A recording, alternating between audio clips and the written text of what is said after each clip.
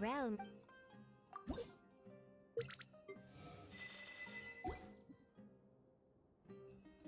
If you ever have it...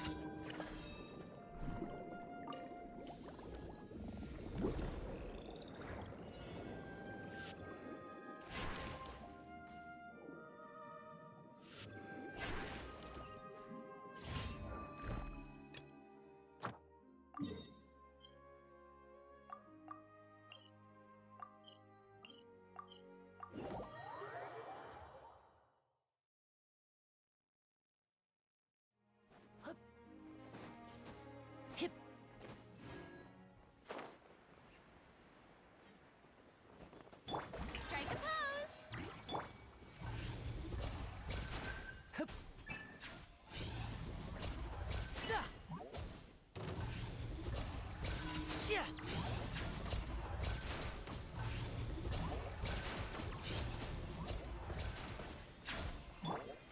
Into the wind.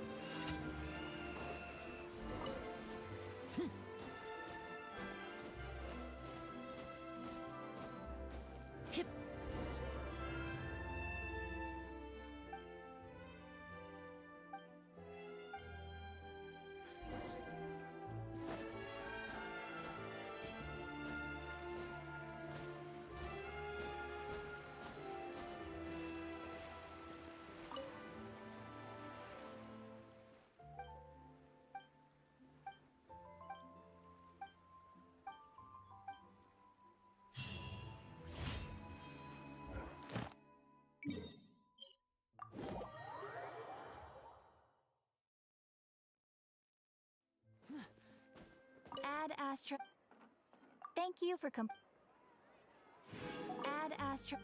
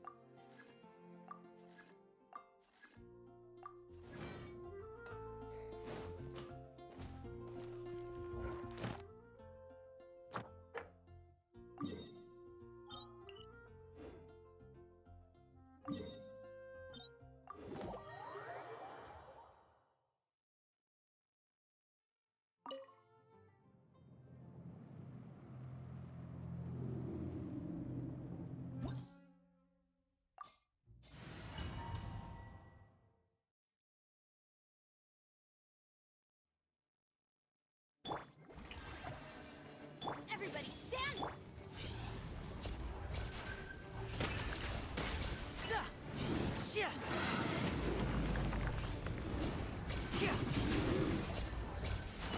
Now disappear!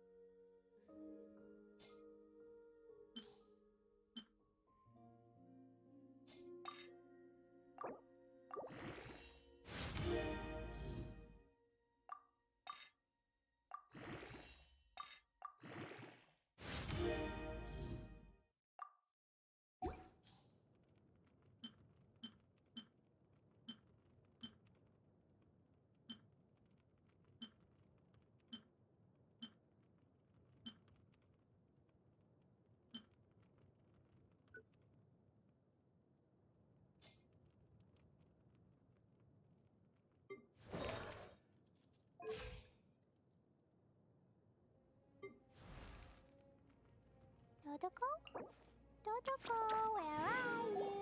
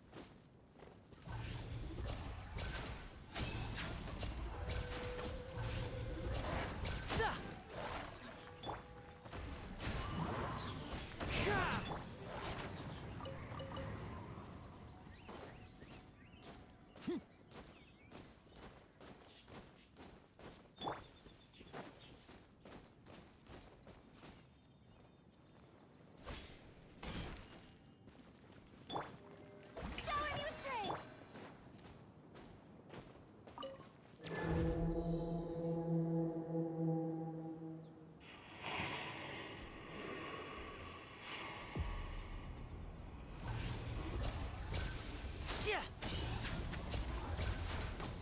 Step right up.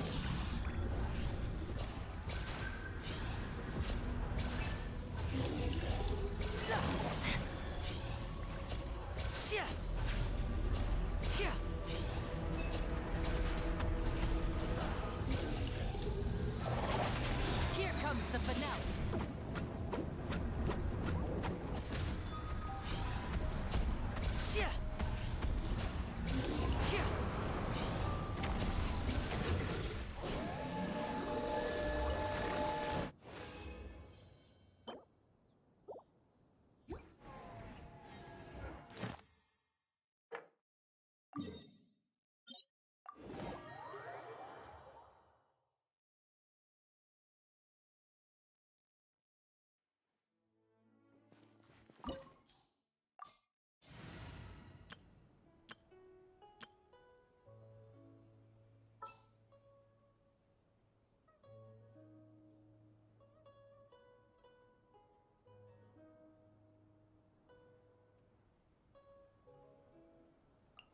Witness my magnificence!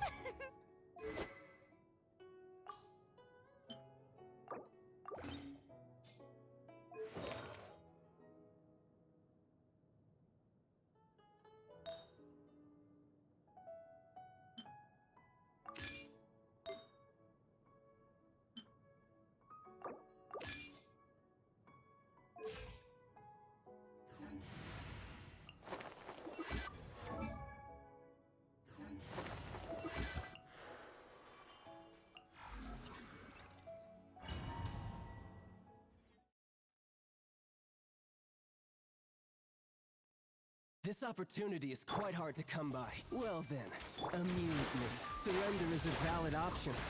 I promise I'll be gentle.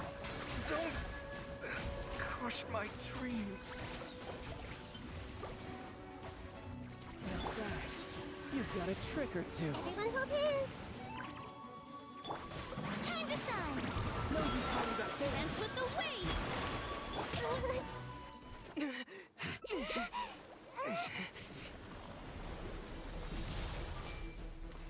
Strike a pose! Here! The Temple of Wisdom!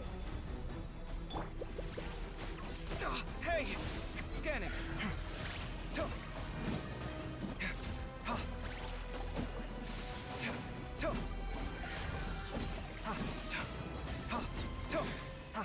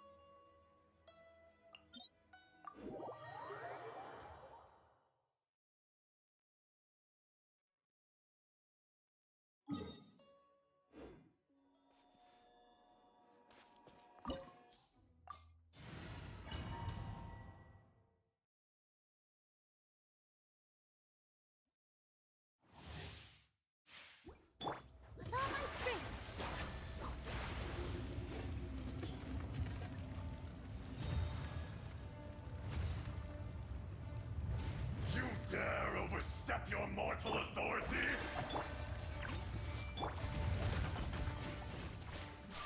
Ha! Kya! Kya!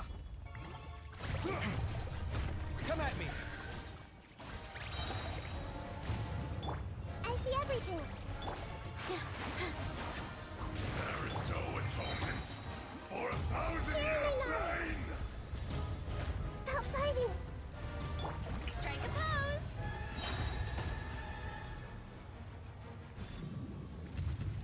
Today, you witness your reckoning! Positions.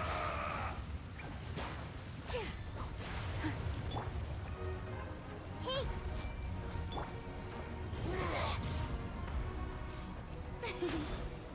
Let my name echo in some. Stop that! Feast your eyes!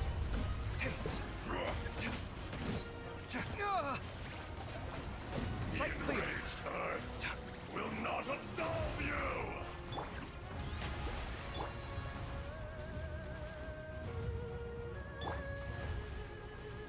Everyone hold hands. You stand upon your tomb, though you know it not.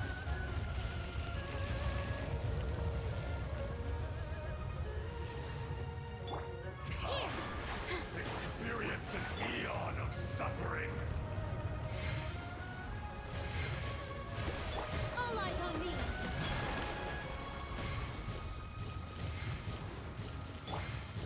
Scanning!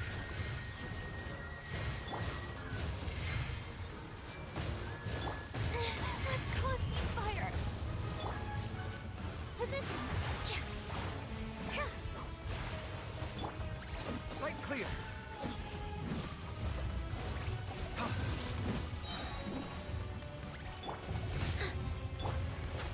Shower me with. Committed to memory. Come at me! The Earth!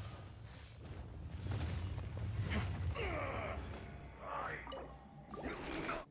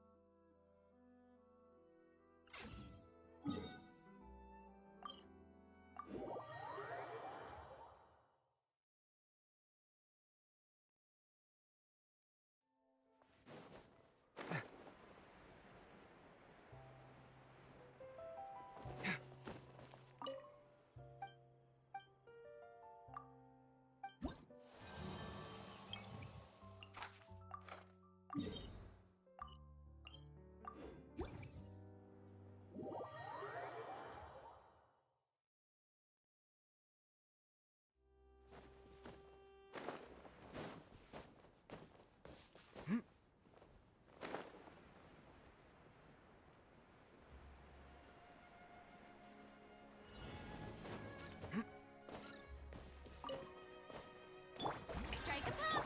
With all my strength. Hey. Scanning!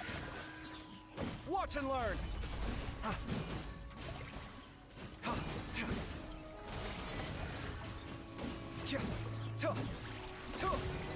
Ta! Ta!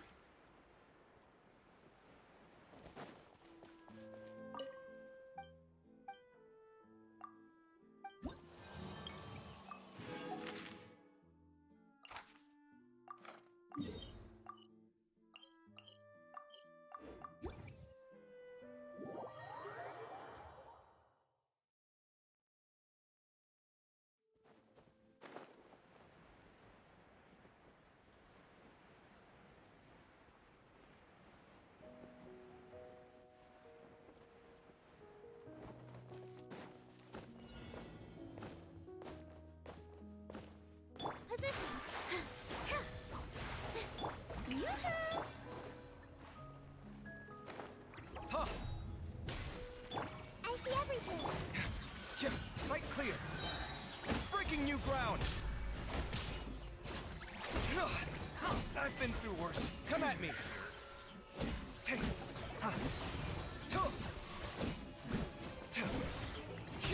Sight clear.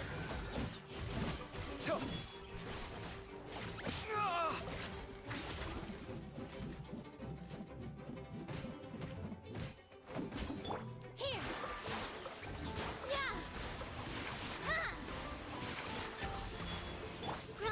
Grow. Huh.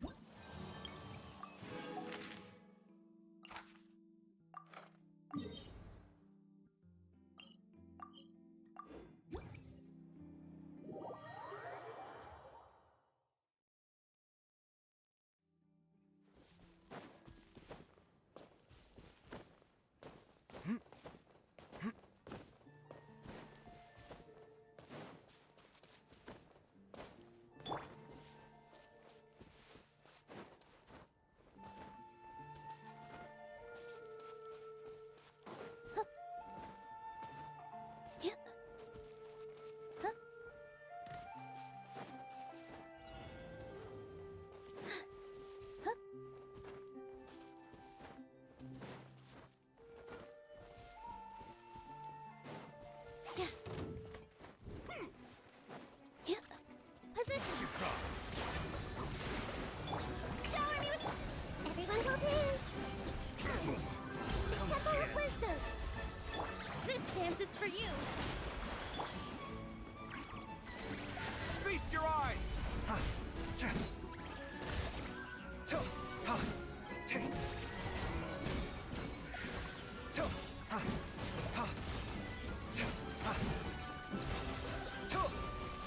Come at me. Here. This way, Furina. Scanning.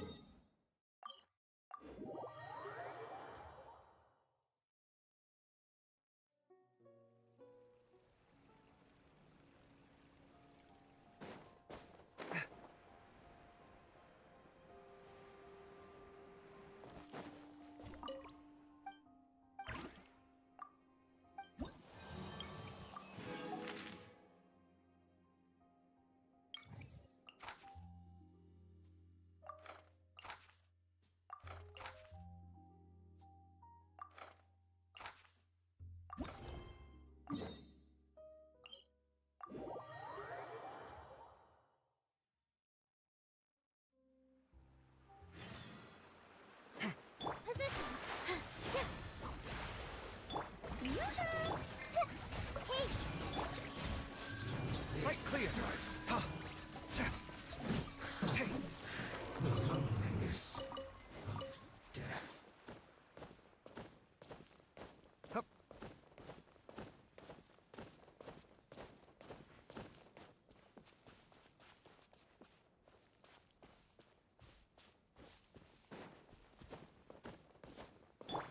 With all my strength. Strike a pose. Everyone hold hands. Watch and learn. Come at me.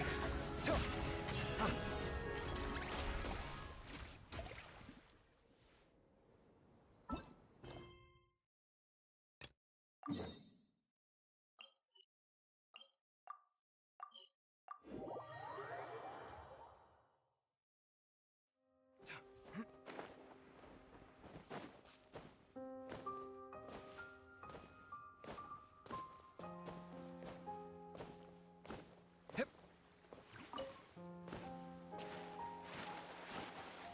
Here. Yoo-hoo! Hey. That was your last chance. Yeah.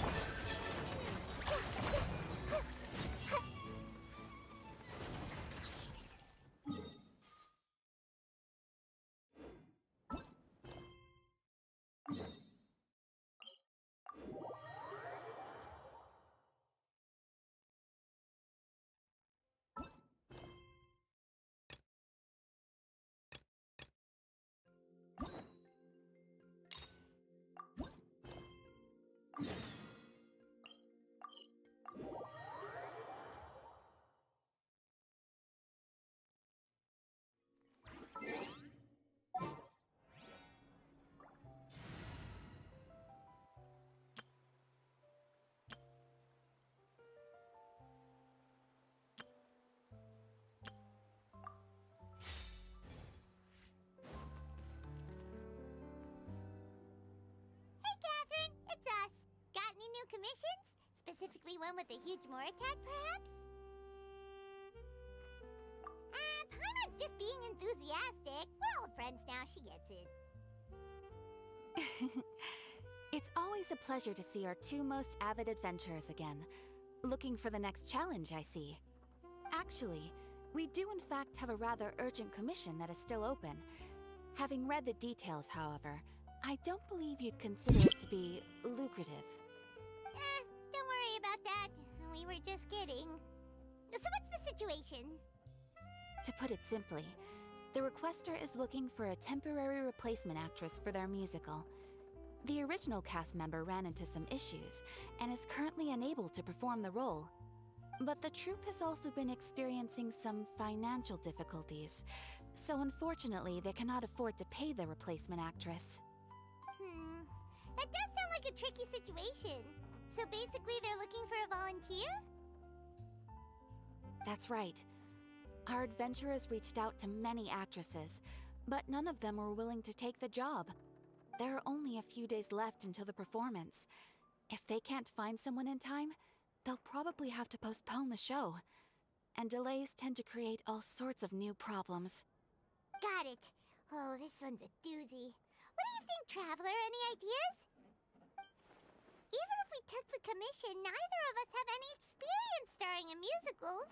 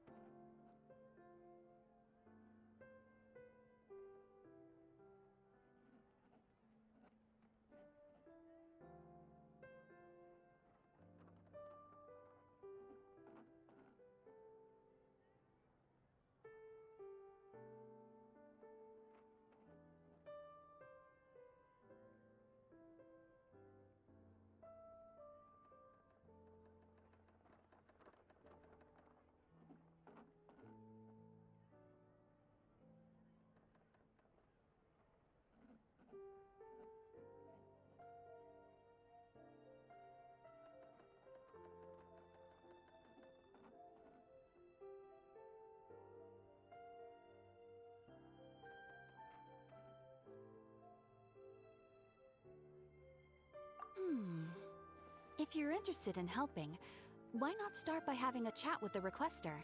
He's right over there. Maybe you can't fill the role yourselves, but you might be able to help him figure out another solution. Maybe there's something he hasn't thought of. Oh, it's that guy, huh? No wonder, he looks like he just ate a sour lemon.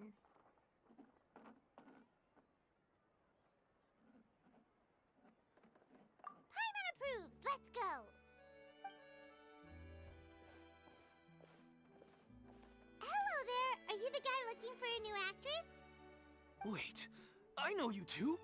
Are you really willing to act in my musical? Wow, sounds like we're pretty famous in Fontaine already. But to answer your question, neither of us have any experience in musicals. But we heard that you're in a bit of a bind, so we figured we could at least try to help you think of a solution. Ah, I see. It's okay. I knew that asking for a volunteer was a long shot. If we can't find someone to step in, we'll have no choice but to cancel the show. It would be such a shame. That's the thing. We're not some high-profile theater troupe, just a group of amateur enthusiasts.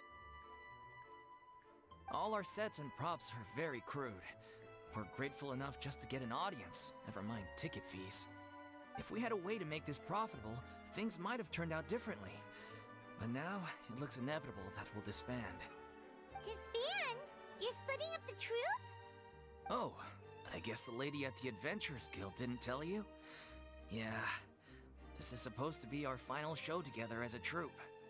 One last show. And after that, we go our separate ways. So we were really hoping to end on a high note. Nobody wants things to just fizzle out. Not after all the time and effort we've invested into it. Yeah, the leading lady, in fact.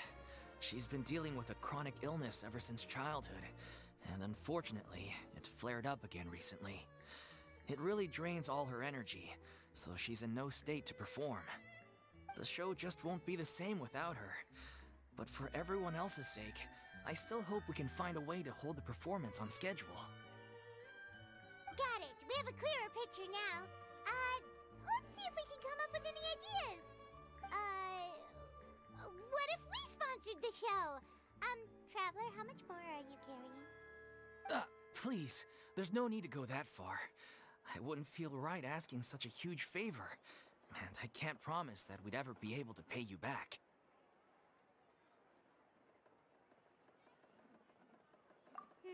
Good point. If the actress just goes through the motions for the Mora, that's not exactly rescuing the show. We should find someone who will put on the best performance possible. Oh, wait! What about... you know who? That's how you know we're the best of partners. Anyway, she should have all the free time in the world right now.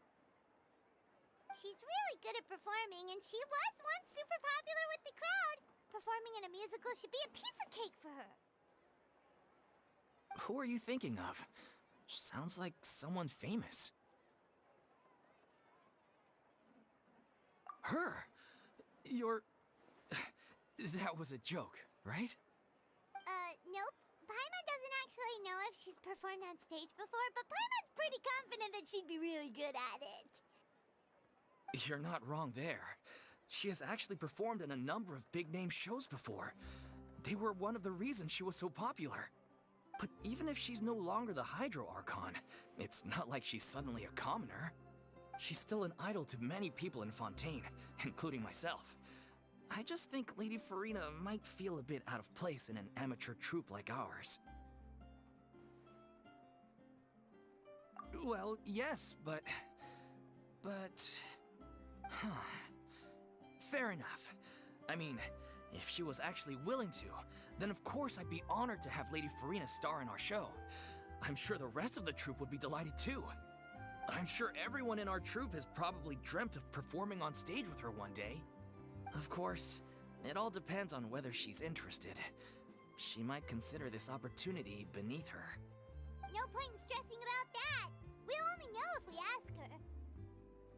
And besides, things are different now. There's no reason for her to be all high and mighty anymore. Thank you for your help. I guess I'll just stay here and wait for the good news. Good luck. Wait, where does Furina actually live nowadays? She used to live in luxury at the Palais Mermonia, but she's, moved out, right? As it happens, I have her current address here. I can provide it to you. Woo! When did you get here? I came over when things were starting to sound more promising. I thought I should be at the ready in case my assistance is needed. It is my duty to support commissioners in any way I can. Thank you, ma'am. Thank you so much.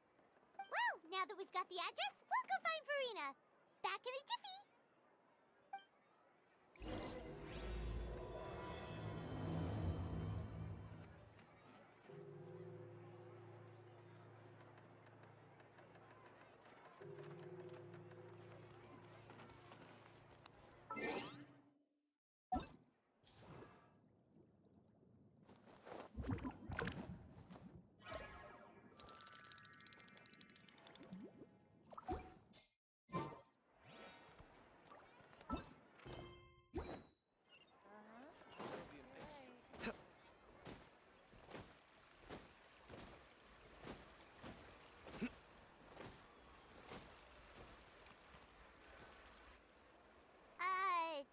Did Catherine really give us the right address?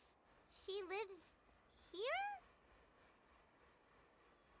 Not that there's anything wrong with this place, it's just, a bit of a step down from the Palais Mermonia. You know, it's common courtesy to make sure the homeowner isn't an earshot when you're denigrating their abode. Okay, when did Poppy Got a Thin Air become all the rage? First Catherine and now you? I was just out on a shopping trip. I ran out of macaroni, so I went to grab a few more bags. I used to have a much wider range of choices when it came to food, but now I'm finding that simple, traditional home cooking can be quite delicious too. Not at all. As long as you have different kinds of sauces in, you can have macaroni and tomato sauce one week, macaroni and bolognese the next. Oh, sounds like you're really struggling to cope.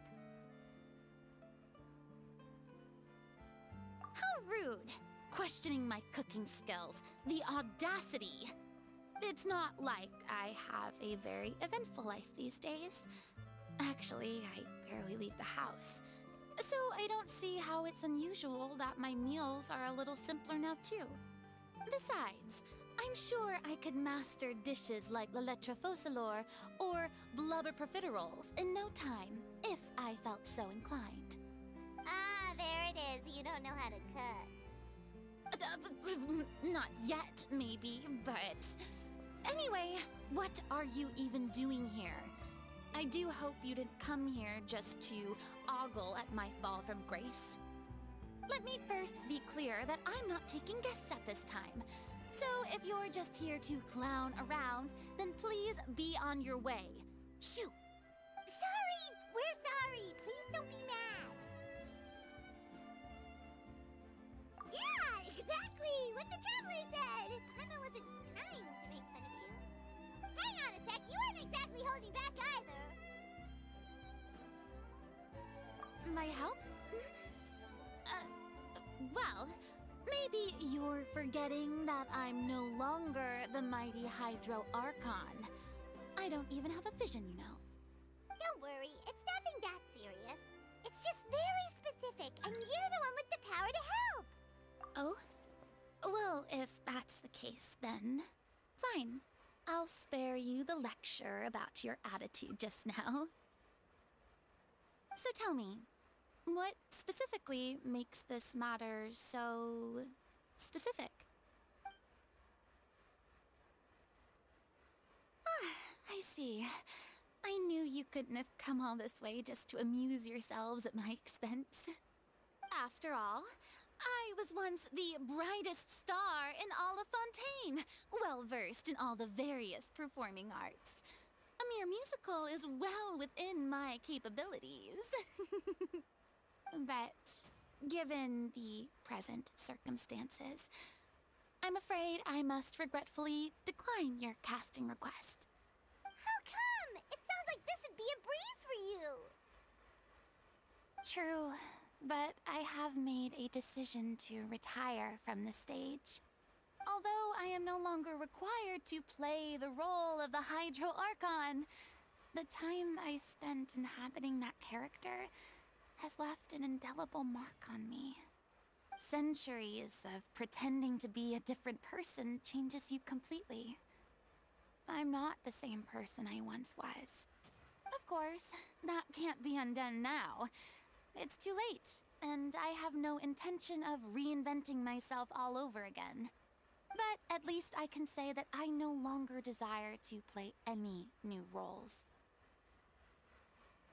Paimon can understand, but this is just a one-off part to fill in for someone who's sick. Surely that's okay. Whether it's a one-off or not, it's a boundary that I've committed to no longer cross. If I make an exception to the rule now, I'm just leaving a back door for myself, which would be the same as not having a boundary in the first place. So I'm not going to perform, and that is that. Okay, guess there's no convincing you. Well, is there anything else we can do to help out the troupe? Otherwise, they'll just have to disband without any fanfare. Do you know any other actors who might be interested in the role? Nope. Short and to the point, okay. I've never been great at maintaining relationships. Besides, anyone I've ever worked with probably couldn't wait to get rid of me. Since I'm just an ordinary person now, they'll probably just laugh in my face if I go asking them for help.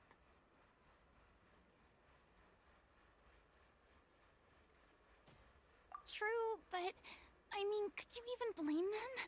I show up out of the blue, begging and groveling for their help with a show they won't even get paid for? Oh, no way. I'm dying from embarrassment just thinking about it. Nope, not happening. Well, is there anything else we can do? This performance really means a lot to the guy we're working for. Have I not made myself clear? You're barking up the wrong tree. I don't want this job, nor do I know of anyone else who would. Sorry. I didn't mean for that to sound so harsh. I wish I could help, really. But if I thought I had the answer to this problem, I would have said so by now. It's all right, Furina. Paimon just wanted to make sure we tried everything. Oh, everyone in the troupe will be so disappointed. Yeah, I guess that's all we can do now. All right, then. We'll see you around, Furina. Toodaloo to you, too. I'm going home to take a rest now.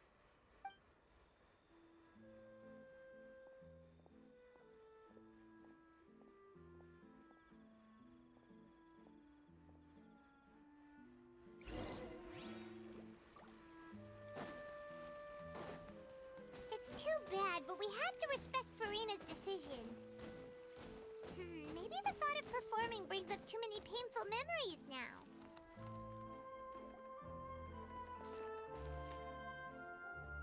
Huh? What's going on? Are they arguing?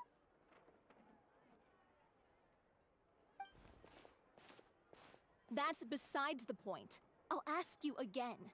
Why did you start looking for a replacement without my consent? When did I tell you I'm going to take a step back? You didn't need to say it. We've known each other for how long now? We know the signs. But you never tell us about your illness, even when it's clearly flaring up. And that gives you the right to make a decision on my behalf? Shortly after you left, the troupe's lead actress came to the Adventurers Guild. She believes that she's healthy enough to perform. Excuse me, but can you both take a moment to discuss something else for now? The adventurer assigned to your commission has returned. Sorry, I was just dealing with a little misunderstanding.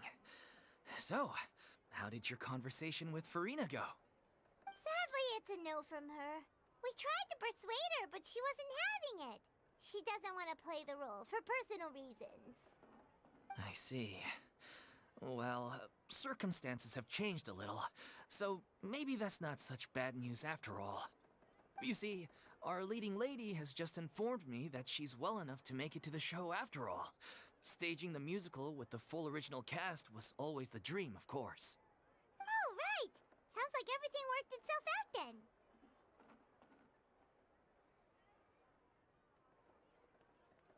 Yeah, she'd be livid. We'd get the scolding of a lifetime. Jeez, is Lady Furina really so harsh with people?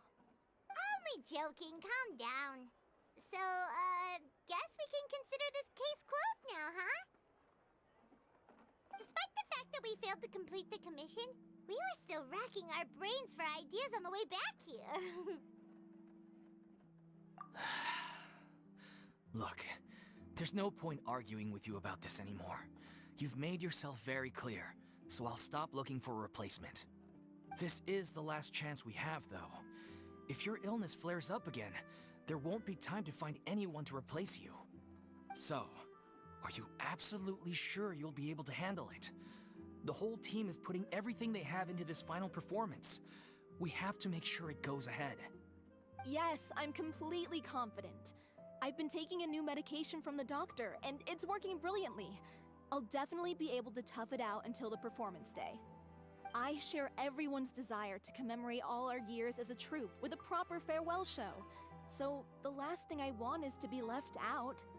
Every one of us thinks of this troupe as their home, myself included. You're right. I'm sorry. I let myself get too worried about the show. I should have asked for your permission first.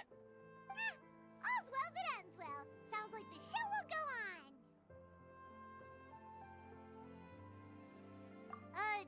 Sure.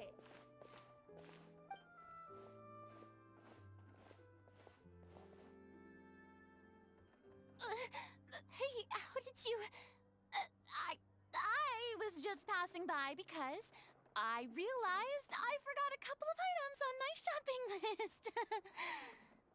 All right, I'm coming. No need to drag me.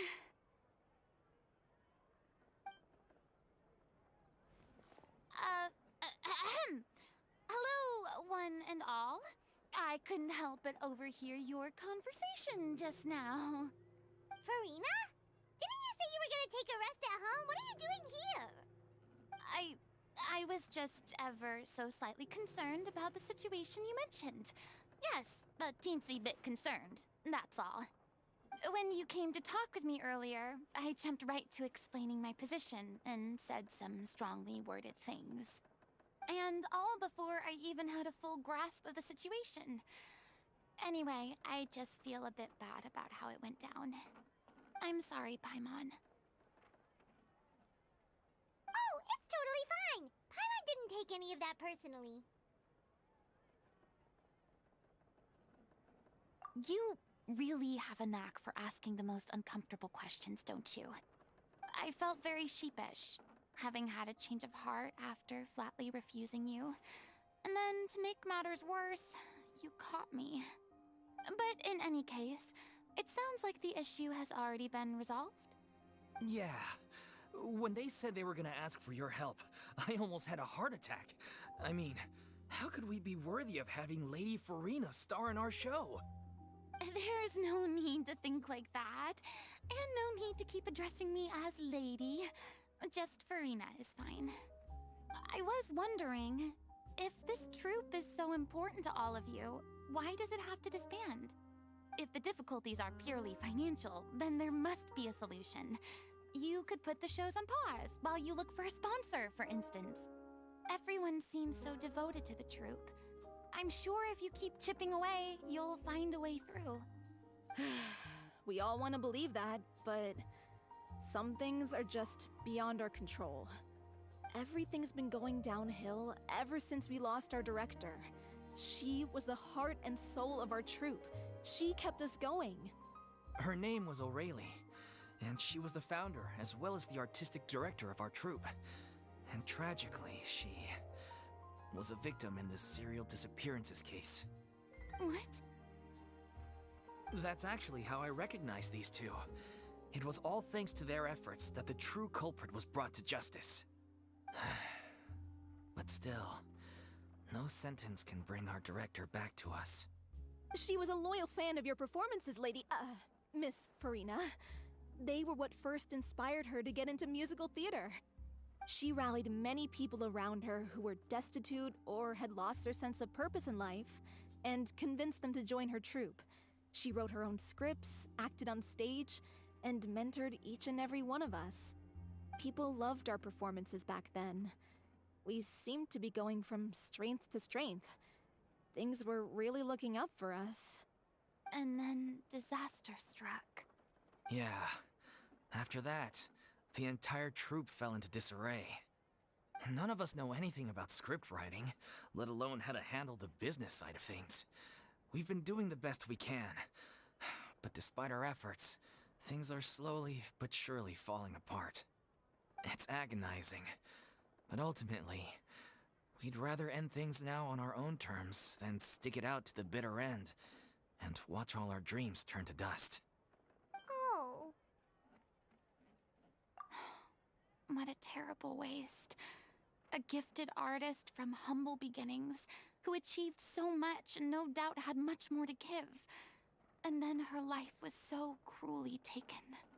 I suppose it's fair to say then that this final show, besides being your farewell to the stage, is also your final gift for her? Yes, exactly. We all miss her terribly. Well, good thing I followed the Traveler here.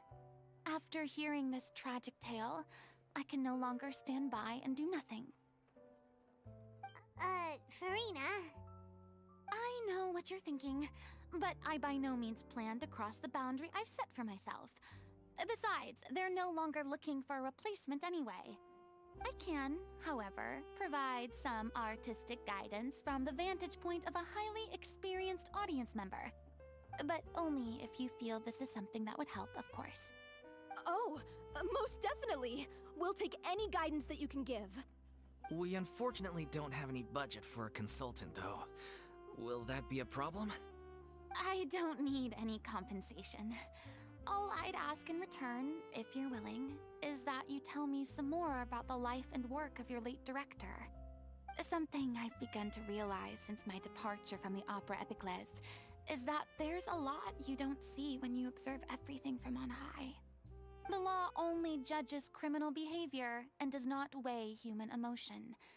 The court's verdict can settle the question of criminal liability, but what about all the unresolved emotions of the parties involved? What happens to them?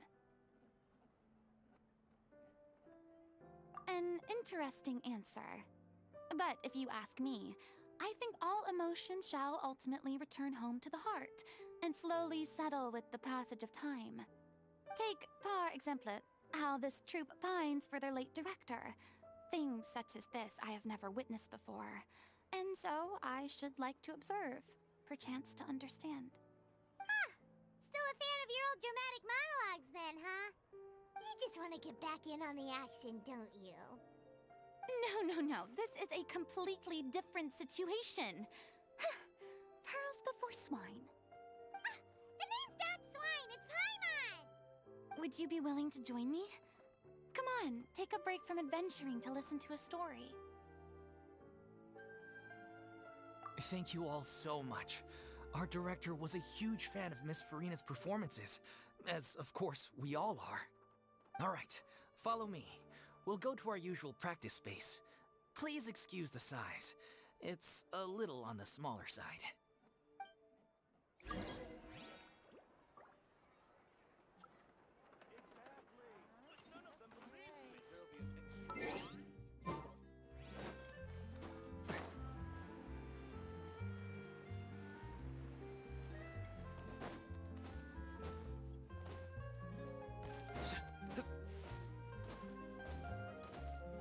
Nowhere to run!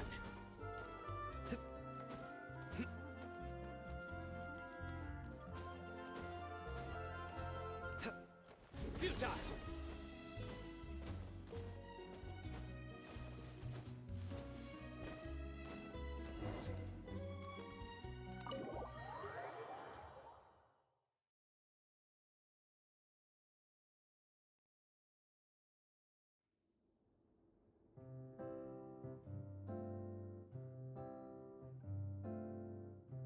Huh? Lady Furina? What's Lady Furina doing here? Hello all. Allow me to explain. As of today, Miss Furina will be supporting our production of The Little Oceanid in the role of artistic consultant. These two over here are the ones that made it possible. They kindly reached out to Miss Furina on our behalf. I'm sure they need no introduction. You bet! That was the trial of the century! You helped bring our director's murderer to justice. We can't thank you enough. Oh, please don't mention it. We're just here to join in on the fun. So, you were saying, The Little Oceanid? Yeah, that's the name of our final show. It's an unfinished script left behind by our director. One of our greatest regrets is that she never got to complete it.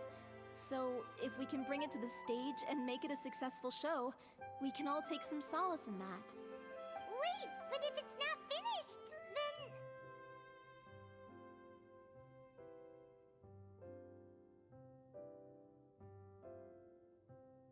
Yeah, we've been battling issues on every front trying to realize this dream.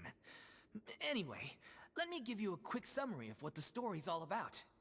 The protagonist of the story is a young Oceanid who transforms herself into human form, despite the protests of her family.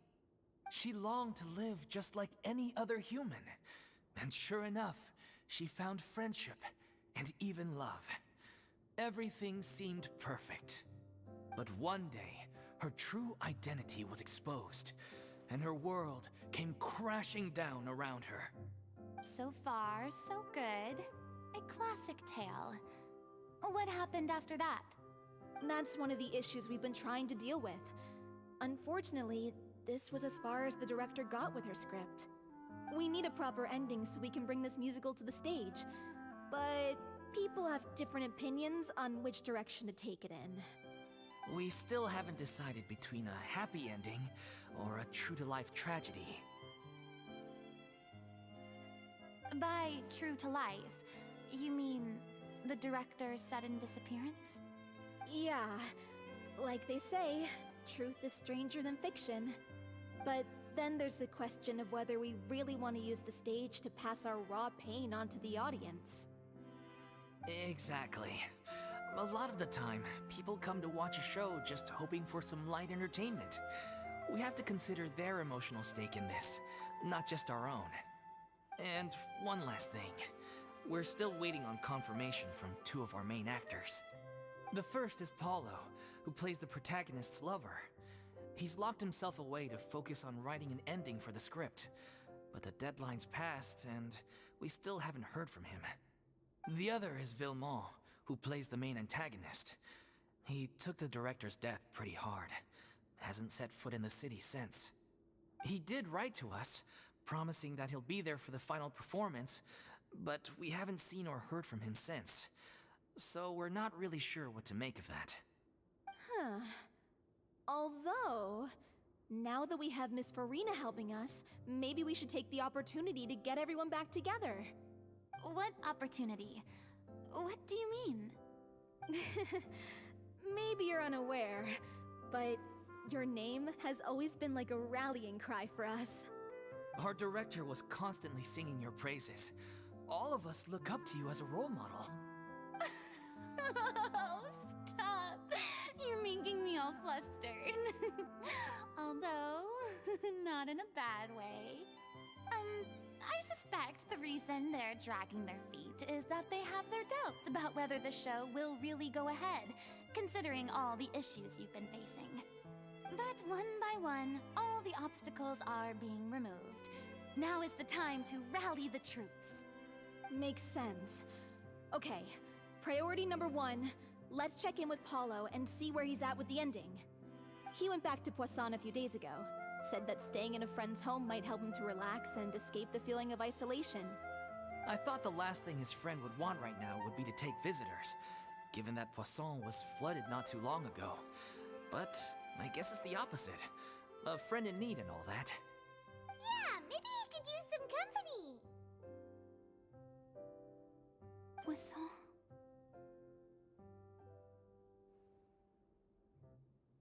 Nothing. I suppose my presence will be indispensable if we are to restore his faith in the show. So, allons-y. To Poisson!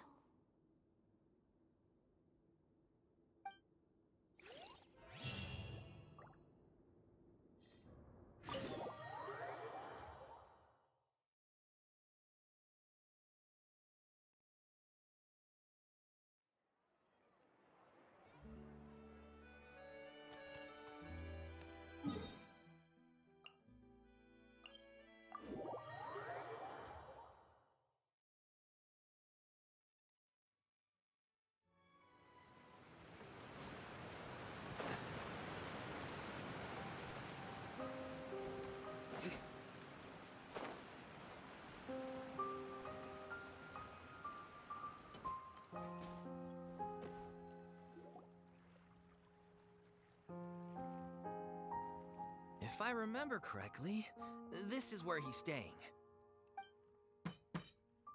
Who is it? It's me. Is the script ready? You came all the way here for that? All right. Forget that for now. Just come on out. We've got some great news. Nice try. Look, just give me some time, okay? I'm just wrapping up this last part of the script. I'll be out once I'm done. Okay then. Looking forward to your masterpiece. So, as expected, he's missed the deadline. The ending is one of the most important parts of the show. Even once he's done, it isn't final until we've all had the chance to read through and make sure we agree on it. Someone told me they'd just seen you in Poisson.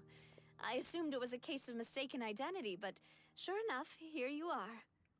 And Furina, too. I was wondering if we might run into her. So, you're here for Paolo? Looks like he could be a while, so feel free to take a stroll around town in the meantime. I've made all the arrangements already. Oh, it's okay. We can just wait here. Thank you for being so considerate, Miss Navia. That sounds wonderful. We'll take that stroll. Get over here, you! How oblivious are you? How are things in Poisson now? Any better? Things are on the mend, but it's a slow process. Some people may never recover from the trauma they experienced. I'm sorry to hear that. I wish there was something I could do. Please, must our conversations take such a depressing turn every time we meet? We all have painful memories, but we don't have to let them cloud everything we do. And if you're trying to make a new start, perhaps it's best if you don't bring up the past all the time. Thank you for your words of comfort. You make a very good point. But for now, at least, I think I should stay with the way I'm feeling for a while longer. It's okay. These things take time. Moving on from a painful experience is easier said than done. Which brings me to why I'm here. I thought you should probably know that not everyone here is ready to forgive and forget after the Hydro Archon's inaction in the face of catastrophe. To avoid upsetting the peace, I told the townspeople that everyone here is a member of the theater troupe, and that you are just an actress playing the role of Furina. It's not a perfect solution, but hopefully it means you won't have to lie low while you're here. That's so thoughtful of you, Navia. Well, what do you expect? I am the courageous and considerate president of Spina di Rosula, after all, like my father before me. Anyway, that was all. Look after her now.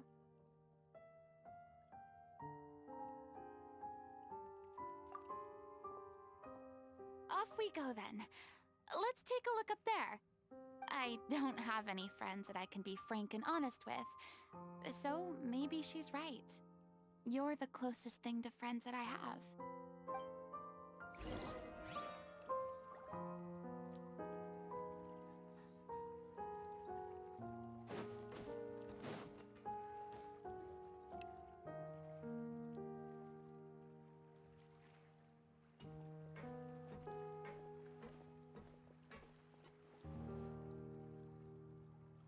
I'm so grateful that Miss Navia was so understanding. To be perfectly honest, I didn't know if I was ready to meet her.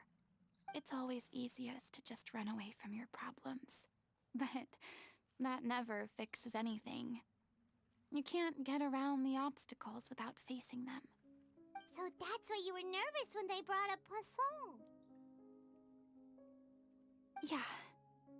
I'd be lying if I said I wasn't scared of coming back here. Still, I felt it was something I had to do. As I was saying before, I want to see for myself the things that I never could in the past. I'd be overjoyed if the people here could find it in their hearts to forgive me. But they're more likely to unleash a tirade of vitriol against me, which, of course, I completely understand and accept. Yeah, I can tell people are watching me.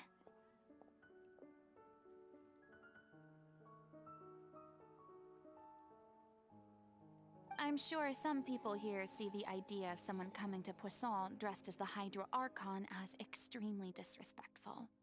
I used to be terrified of the gaze of other people, especially when they had suspicion or resentment in their eyes. I guess I wasn't quite ready for this after all. I'm surprised you're making yourself go through all of this. I can't let myself see only the things I want to see. How would that make me any different from before? Look! There seems to be a crowd gathering over there. Probably time we made a move. How about we check out Spina di Rosula's ship? We should have a view of the whole of Poisson from there.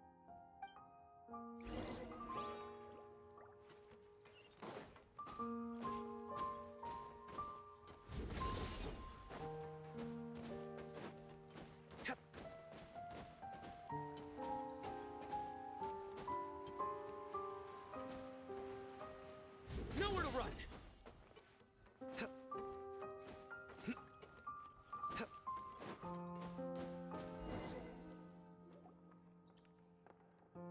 I'm sorry. You probably just wanted a relaxing stroll. And here I am dumping all this heavy stuff on you. We don't mind. It's actually refreshing to see a different side of you.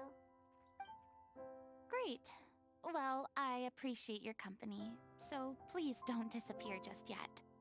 I don't know whether you can tell, but the years of suffering and loneliness aren't the only reason I have a hard time facing up to who I used to be. As I stand here by the ship, I can't get the images of the rising water out of my mind. One after another, people were taken by the water. All those treasured lives and memories washed out of existence in an instant. They thought their god would protect them. They had absolute faith that when disaster struck, a divine power would save them from harm. And all the while, I played my part to perfection to convince them that was true. But then the floodwaters finally came, and the Hydro Archon did nothing. You shouldn't look at it like that. You're only doing your duty. I've had to go through so many moments like that for the sake of protecting the truth. As time went on, it got harder and harder to bear, and I became more lonely and isolated. Eventually, I realized I had nothing left except the truth. I became terrified of completely failing in my task, and was haunted by the thought of being left all alone, weeping on my throne. Fortunately, we were able to avoid the worst-case scenario thanks to the help of heroic individuals such as yourselves. Everyone rose to their responsibilities, and I finally regained my freedom. But on some level, freedom also means no longer being needed. I have no further use to people. Paimon would have never imagined you'd see it that way.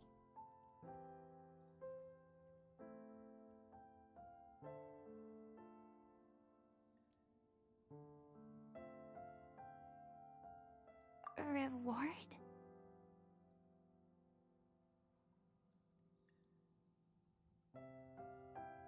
I guess so.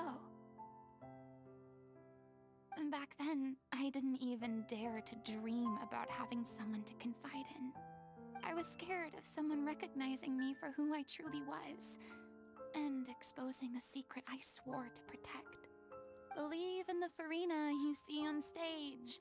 She is the one you can trust. I had to keep all my feelings, all my curiosity about life to myself. No one could be allowed to know. That's what I really meant when I said I'm no good at maintaining relationships. So that's where you were coming from. Paimon totally thought you were just a bit of a diva at heart. Could you please get off my case? I don't know what's gotten into you today. I'm making an effort here. You could at least try to do the same. I do. I once had nothing but the truth, and now I'm finally free to live my own life again.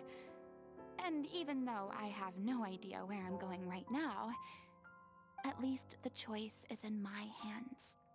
All right, it's about time to head back. Paulo should have finished the ending by now.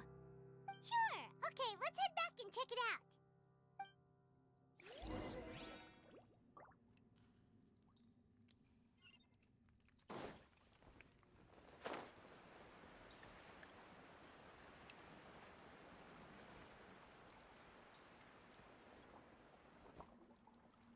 you say you needed to watch what you eat?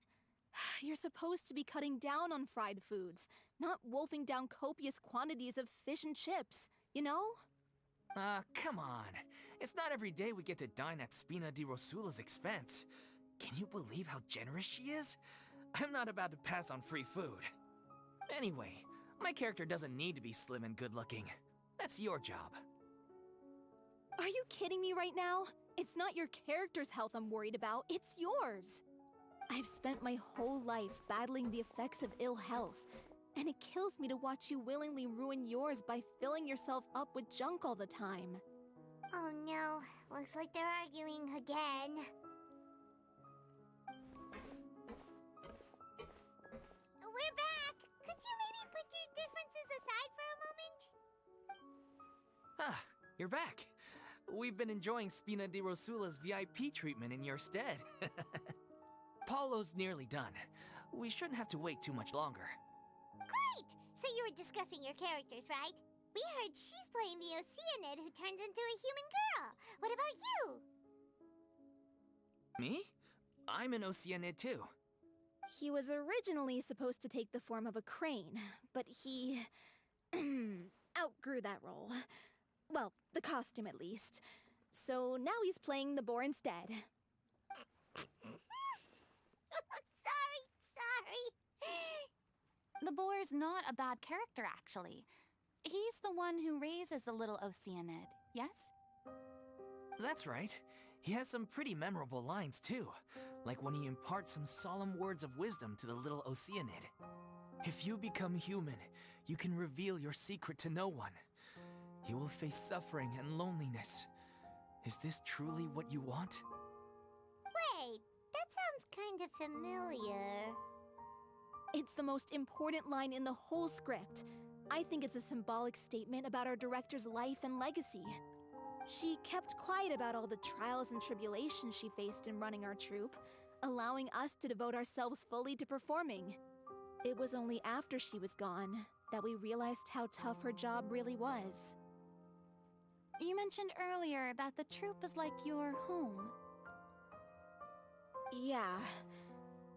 I was born with an incurable illness, and once my family found out it couldn't be treated, they decided they didn't want me anymore. I spent some years taking whatever work I could find and trying to manage my illness with various medicines. But whenever I had a bad flare-up, I'd be lying in an alleyway for days at a time. It was like that until the director found me one day. She told me I had a great voice and asked if I was interested in studying singing from her. I said yes.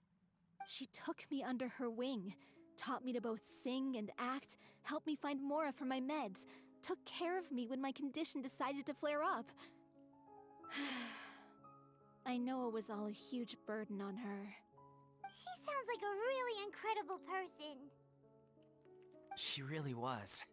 She gave everything she had to her troupe and the people in it. All of us were so proud to call her our director. I was a lost child too when she found me. As the child of a murderer, my parents weren't around when I was little, so I got sent to an orphanage. The other kids were always picking fights with me. They'd say things like, "Come on, you must be pretty tough if you're the son of a murderer." It was just to taunt me, though. I was an easy target, and they knew it. One day, I got beaten up so bad that I just couldn't take it anymore, so I ran away. I lost all faith in humanity by that point. Thought the whole world was out to get me. Let me guess. Fortunately, the next person you ran into was the director. Yeah. For the first time in my life, I was somewhere I felt safe. And I promised myself I'd stay here until the day the group parted ways. The day you hoped would never come. How times change. Oh, you're finally done? Get your butt over here. There's someone I need to introduce you to. This is our new artistic consultant, Miss Furina. Furina? The Furina? Oh my god, how did you manage to wrangle that? Please, the honor is all mine. I was profoundly moved to hear about your troupe and your wonderful director. I just wanted to do something to help. Same here!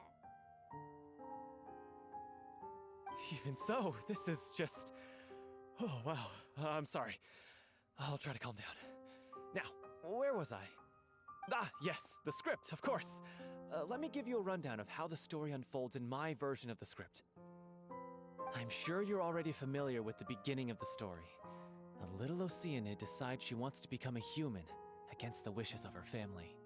She finds love and friendship in the bustling city. But then, disaster strikes. The people start to notice that all the fresh water in the surrounding area is slowly disappearing. The soil is becoming arid, plants and flowers are withering, and the people begin to panic. The little Oceanid, Cleo, and her lover decide to do something about it, and investigate the truth of the matter together.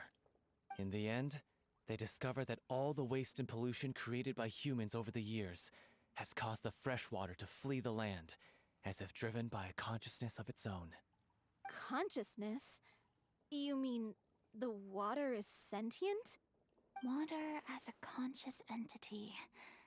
There's actually quite a few stories that explore this theme.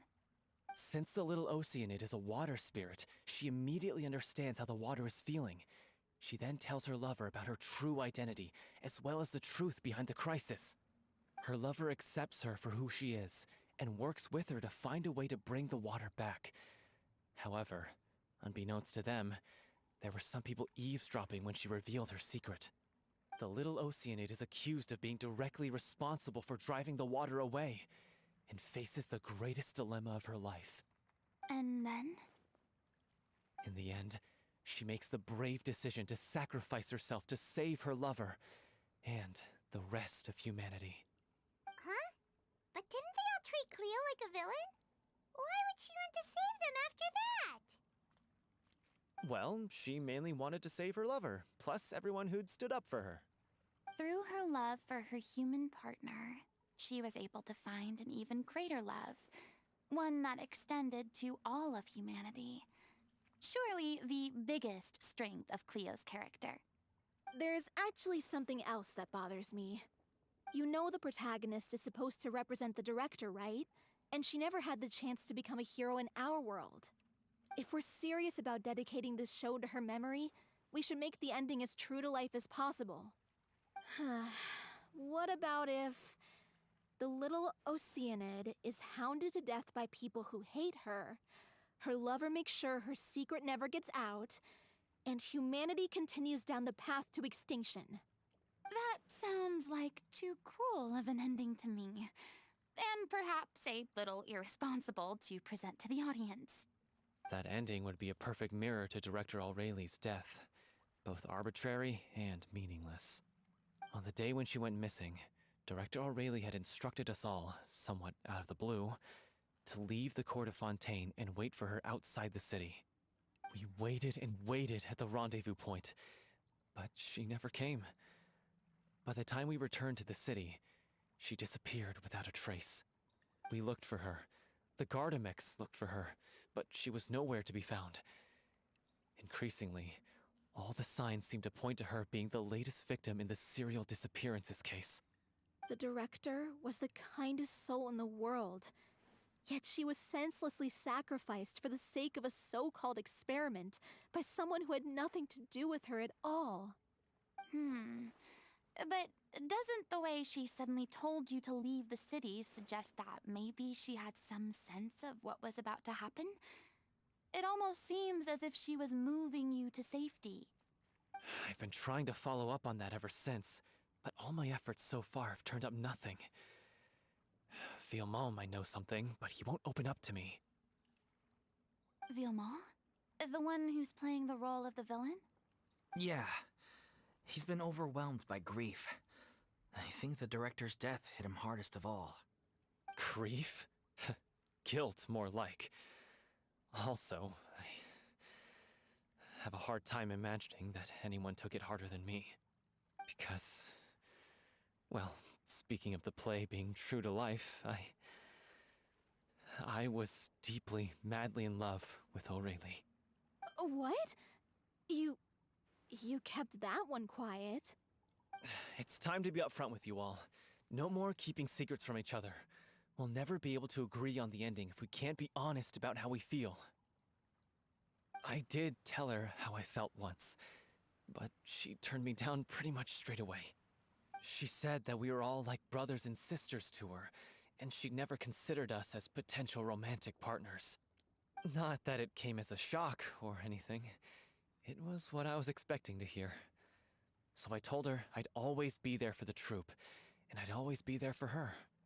I said, maybe one day in the future, when everyone's settled into their own lives and on the up and up, and managing the troupe no longer required her constant attention, well, maybe then she could reconsider what she really wanted in her life. And now, that day will never come. Oh, Paulo. So if I'm the one writing this ending, then I'm gonna make sure it does right by O'Reilly. I won't let anyone get in the way of that. In that case, you have to straighten things out with Vilmont once and for all, face to face. We've all had our differences of opinion over the ending, but those two have never seen eye to eye on anything. One of them has to compromise if we're ever going to reach a final decision. Well, if that's where we're at, looks like it's time to go visit Vilmont. Are you ready to face the truth? Honestly, I'm slightly terrified. But for the sake of our final performance, I'll do whatever it takes. Funny you should ask, though. You really do get what I'm going through right now. I certainly do. Come on, everyone. Allons-y!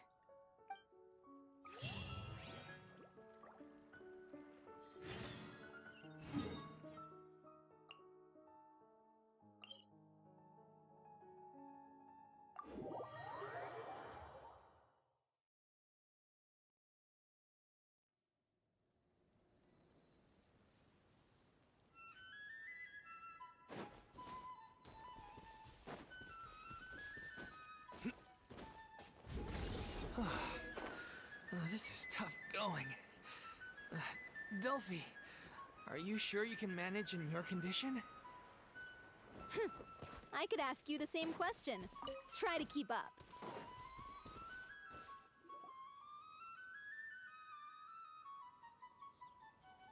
Ugh, as if this journey wasn't tough enough already without a roadblock. Don't worry. We should all be fine with the traveler here. We don't need to take a detour. Wait, why are you all looking at me? You're not seriously expecting me to fight, are you?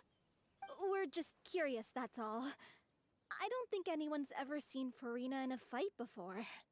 Yeah, but don't you remember why? The Hydro Archon willingly gave up all her power so it could be converted into indemnitium. Miss Furina said so herself. Precisely! And I'm not even the Hydro Archon anymore, so all my power is gone anyway. As much as it pains me, unfortunately, I should just stay put. I'm more like a damsel in distress more than anything. That sounded so smug. Ugh, secondhand embarrassment is unbearable.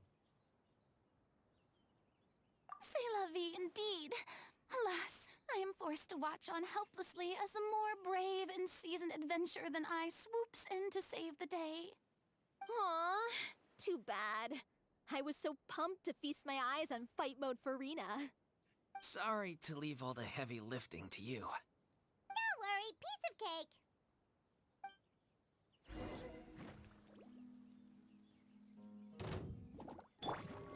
Strike a pop!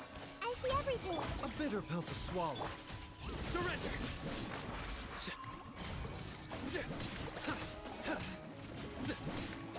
Nowhere to run! Hey, Mind the side effect. Surrender!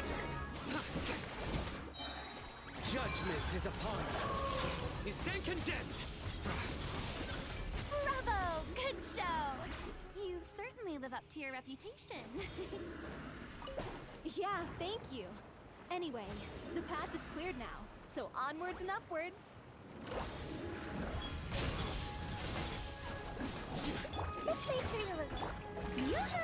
Protect you. Nowhere to run! Grow.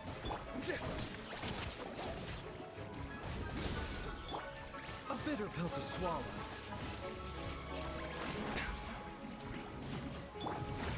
Surrender!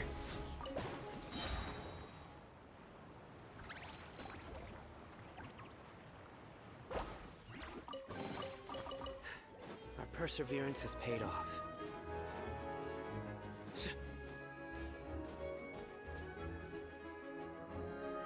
Vilma, are you there? Huh? Oh, it's you guys. Wait, what's Lady Furina doing here? I can explain. We've been rounding up the whole troop. We now have everyone except you. So, you think knowing the truth about the director's disappearance will help you write an ending to the script that pleases everyone? I care just as much as everyone else about making the Little Oceanid a success.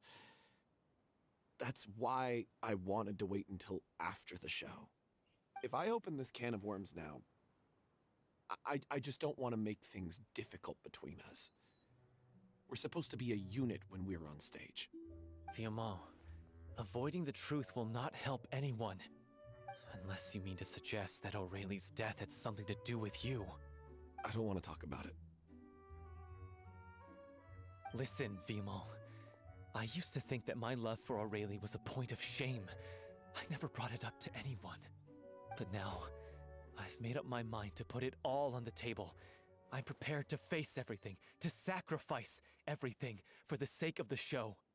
The Little Oceanid cannot be complete unless we do justice to Aurelie on an emotional level. This is why people think of you as not being the smart one. As you all know already, the troupe was kept afloat not from ticket sales, but donations from the audience. Of course, that was nowhere near enough. We took on side jobs when we weren't performing, but even then, the troupe's financial situation was pretty dire. So, anyway, one day after a show, a merchant came to me and offered us a huge sponsorship. In return, we just had to provide the audience with their drinks during performances. It seemed like a win-win, so I said yes to it on the spot without consulting the director. It was only when the merchant came to deliver the goods that I realized the drink in question was synth. Isn't that the drink peddled by the culprit behind the serial disappearances case? I freaked out when I saw the boxes, and I told the director everything right away. She was completely shocked as well. But she didn't reprimand me for making the decision without consulting her. Instead, she contacted the merchant and stated that the troupe could not agree to this collaboration. The merchant was furious, berated us for going back on our word, and threatened to sue us for damages. The amount was astronomical. There was no way we'd be able to pay. And then? I was going to sort it on my own, but the director stopped me. She said that this was an issue for the whole troupe, and it wasn't my fault. But things only got worse from there. The synth merchant just wouldn't let up, and then suddenly the director told us all to leave the city one day. I knew then that things must have reached a boiling point. I admit this whole thing was my mistake.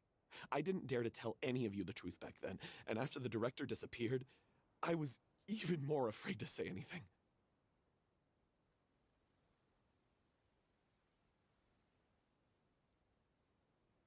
Yeah, I got Aurelie killed. There, I said it. Happy now? Hey, don't say that. You traitor! You knew Aurelie was in danger. Why in God's name didn't you tell us? What do you mean, you were afraid? This was a life and death situation. We could have saved her! How could you be so stupid? Please, try not to get too worked up. Yeah, listen to him! You need to stay calm! Stay calm? How can I stay calm? This guy got Aurelie murdered! She was the love of my life!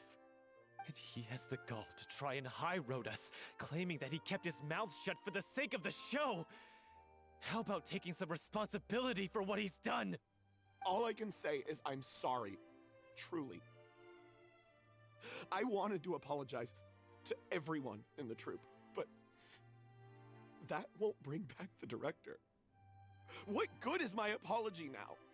I'm just a coward who made an awful, terrible mistake that I can never take back. Beat me up if you want. Kill me if you prefer. It's what I deserve. End my life. So I can meet the director and apologize to her in person. Get out of my sight! Go! Get lost!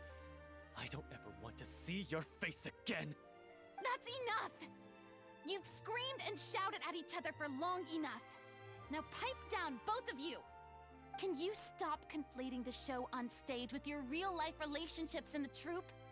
You keep saying that you want to use this final performance to pay tribute to your director and celebrate her life. How can you do that if you're just using it as an excuse to vent your own emotions? You're right. I'm sorry. On stage, the lead role is the focal point of the audience's attention. And you're all used to seeing the director as the heart of the troupe. But in her own life, her greatest desire wasn't to be the center of attention. I can tell how much she loved you all, and how much she loved the troupe. What she wanted was to build a warm home for all of her brothers and sisters. To shield you all from the storms that rage in the world outside. That's how you should remember her. And that's what you should be celebrating. I understand why you're trying to make her the hero of the story, but isn't she your hero already? After everything she did for you? Yeah. So think hard about what that means. And then think again about what you hope to achieve by arguing with each other. If you really hate each other and can't reconcile your differences, then you could just call it quits now. Why bother with the final performance if the group is already fractured? But you can't bring yourself to do that, can you? You care too much about Director Aurelie and the home she built you all to let go. What are you laughing at? I don't see what's so funny. Sorry, I didn't mean it that way. It's just that, for a moment there, it felt like our director was back with us again. If she'd seen Paulo and Villemont at each other's throats like that, she would have scolded them exactly like you did, in that same stern voice. Really? But she sounded like such a gentle person. Of course she was. Even her harshest lectures came from a place of kindness, and it showed. She really was a truly outstanding person. What you said, it really puts everything into perspective. I'm truly sorry. I really meant for this to be a genuine apology, but I ended up making it all about me and my self-pity. It's all right. Let's save all this for after the performance. So, the ending. What are we gonna do about it? Clearly, everyone needs to take a step back for now and reflect on what really matters. When emotions are running high, things get lost in the fray. The end of the story needs to focus back on Aurelie herself. She's the true star of the show. What do you mean? The Traveler is right. You once investigated that underwater synth base and recovered items belonging to the victims. If you could find anything that Aurelie left behind, perhaps we can get a better sense of what she went through in her final days. You really think that's possible? I trust that nobody would object to the ending of the story being based on Aurelie's true feelings. No. Well, we'll leave this in your capable hands. Come, let's pay a visit to the Palais Mermonia. The rest of you, head back to the rehearsal location for now, and wait for our good news.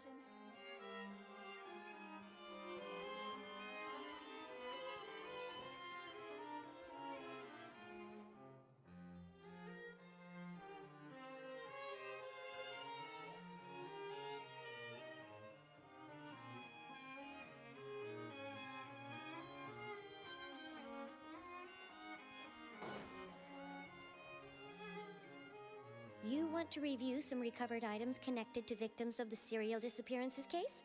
But, that case has been closed for quite a while now. Still, since you were the ones who discovered and submitted the evidence in the first place, you don't actually have to submit an application.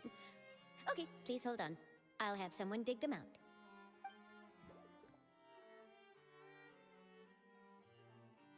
So, this is all O'Reilly left behind.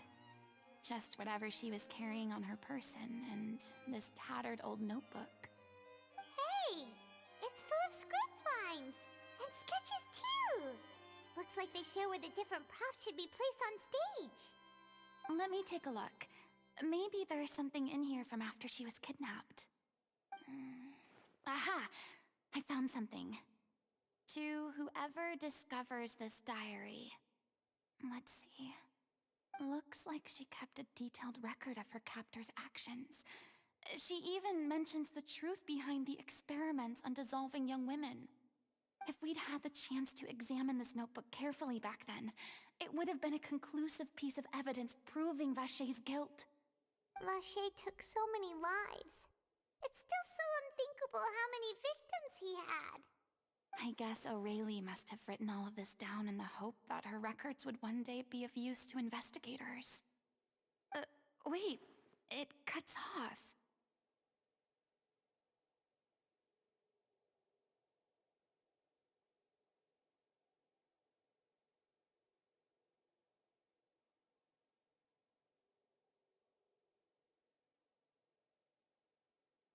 Her handwriting here gets patchier and more illegible by the line.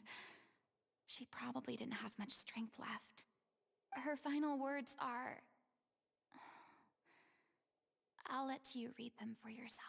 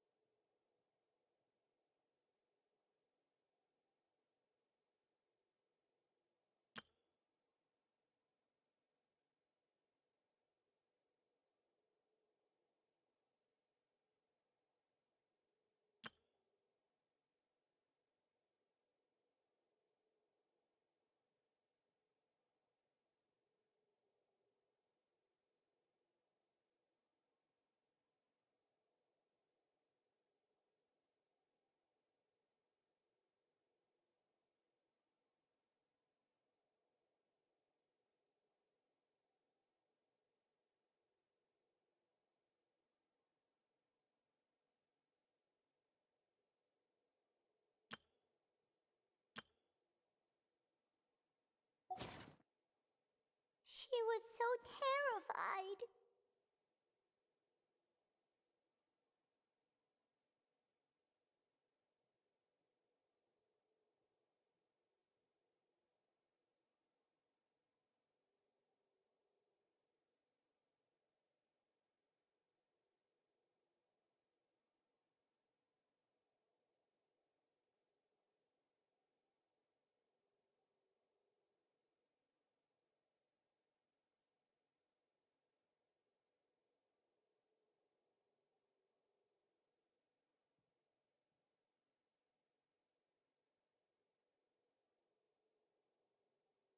She may have been a mighty hero in the eyes of her troop, but at the end of the day, she was only human.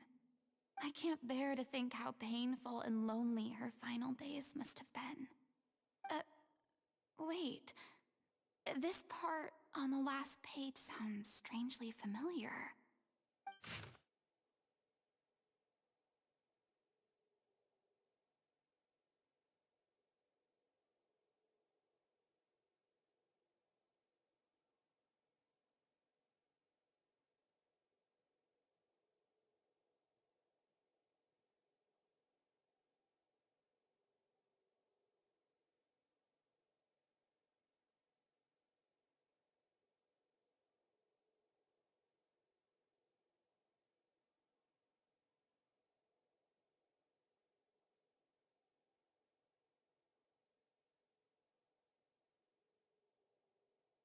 If you become human, you can reveal your secret to no one.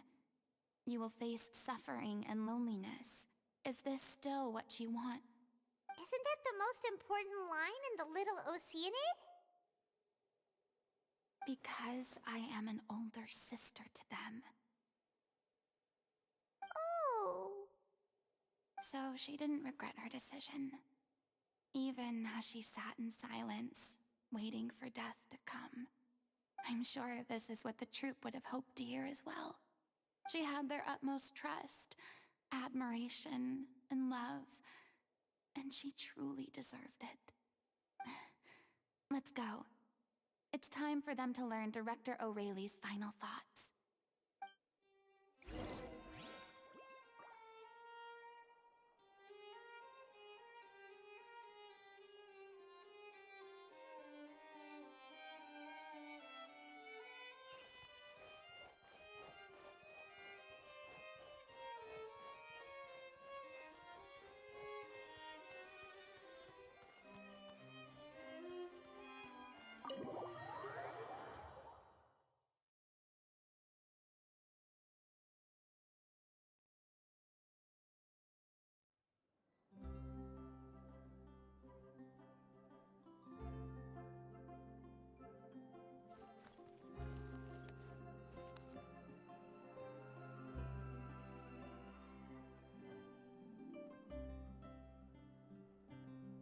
I have to keep an eye on the deployment of guards at all times.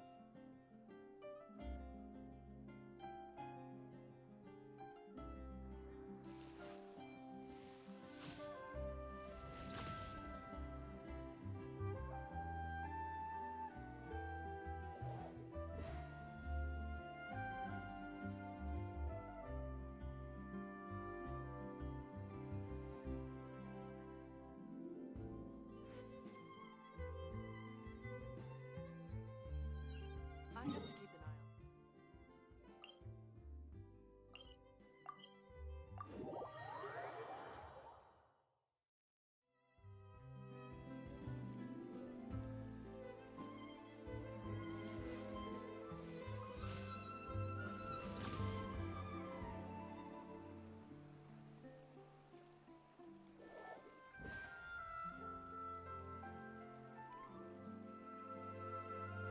We cannot just rely on the ocean's self-cleaning ability.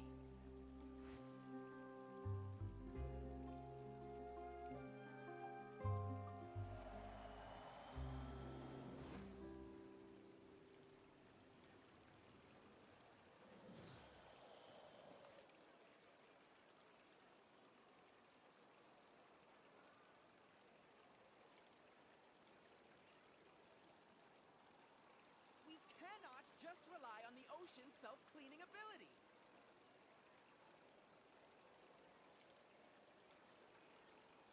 I do try to lighten the mood sometimes, but I'm not the best judge of other people's sense of humor.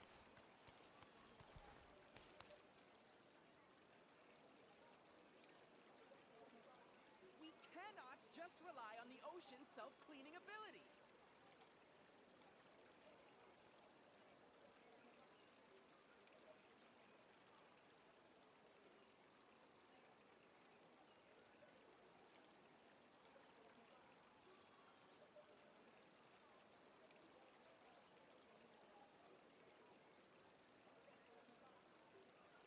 We cannot just rely on.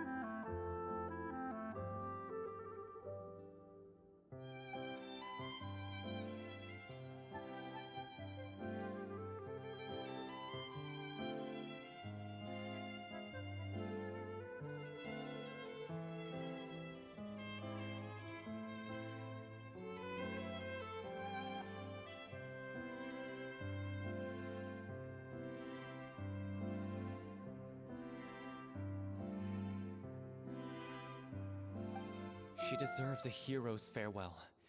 If that's the only way to convey to the audience the courage and selflessness that she showed in the face of death, then it's a meaningful way to end the story.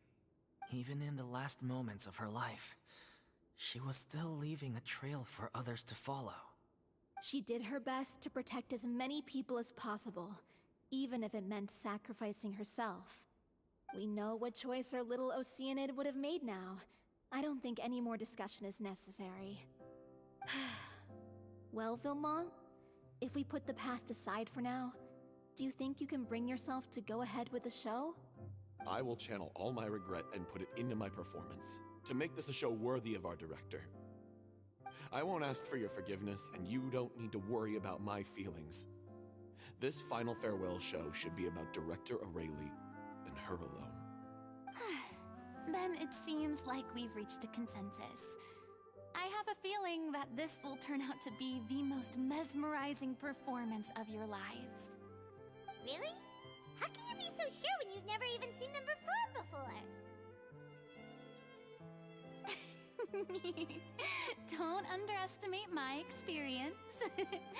After watching a countless number of musicals, I've learned one important thing.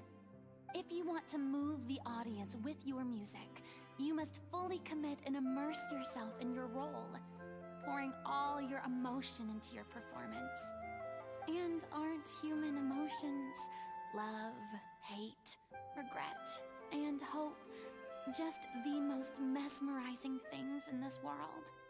I don't believe anybody could be more committed to bringing this story to life on the stage than they are now. Thank you for the vote of confidence, Miss Furina. And thank you for supporting us through all this. Then, let's not delay things any longer. We need to discuss the details of the ending and get it nailed down once and for all. Actually, before that, I'd like to make a proposal. During the curtain call, please allow me to use the director's name instead of my own. Huh? But then... After all, this role was originally meant to be played by the director. I'm just filling in for her. Besides, a role commemorating her life should be associated with her name. Well, if you're sure you're okay with that, I have no objection to it.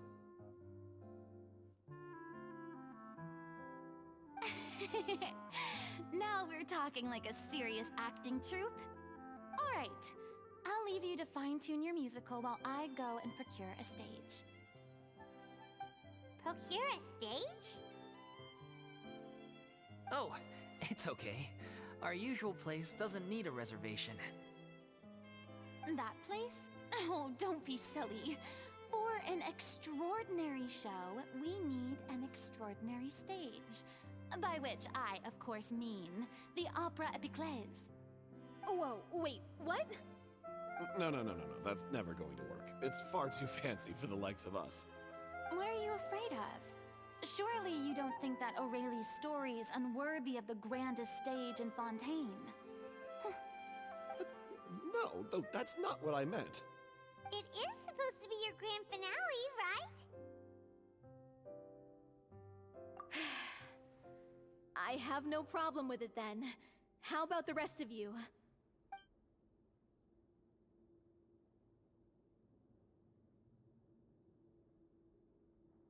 I'll take your silence as a yes. Thank you for giving us this opportunity. It really is a dream come true. Well, then don't disappoint me. If you mess this up, it'll reflect poorly on me too. Come on. We'll need to get the go-ahead from Nervilette. I know just where to find him.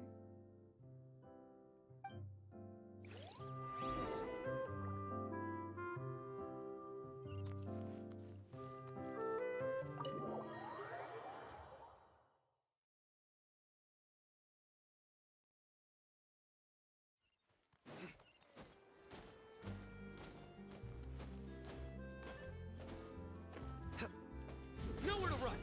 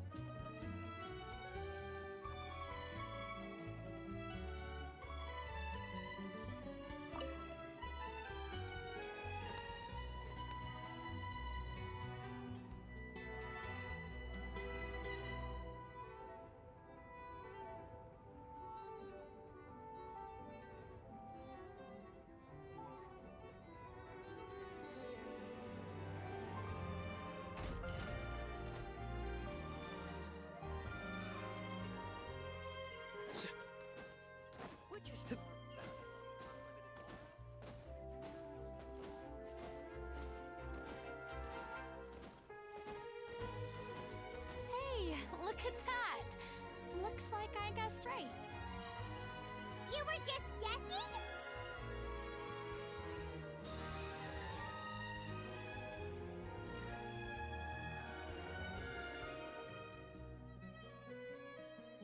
I knew you'd be here. I'm here merely for a short break. It has been a while, Miss Furina. And you too, Traveler in Paimon. What might I assist you with today? I would like to book the Opera Epiclese for an event. You see... I understand. The process for booking the Opera Epiclese is complex and can be somewhat cumbersome. But given that the request is coming from the three of you, I see no reason to make things unduly difficult. The story of the little Oceanid is most fascinating. I'm looking forward to seeing it performed on stage. I will say, however, that I am surprised to see your passion for the performing arts rekindled after all that has happened. Huh? What do you mean? Do I look excited? Yes. And this is the first time that I've seen you like this since your departure from deityhood. At first, I just felt bad about rejecting them. So I wanted to learn a little bit more about their situation. But one thing led to another, and... well, here we are. In the past, we sat in our high chairs in the court, giving our opinions on isolated cases, all while knowing very little about the human stories behind each and every one.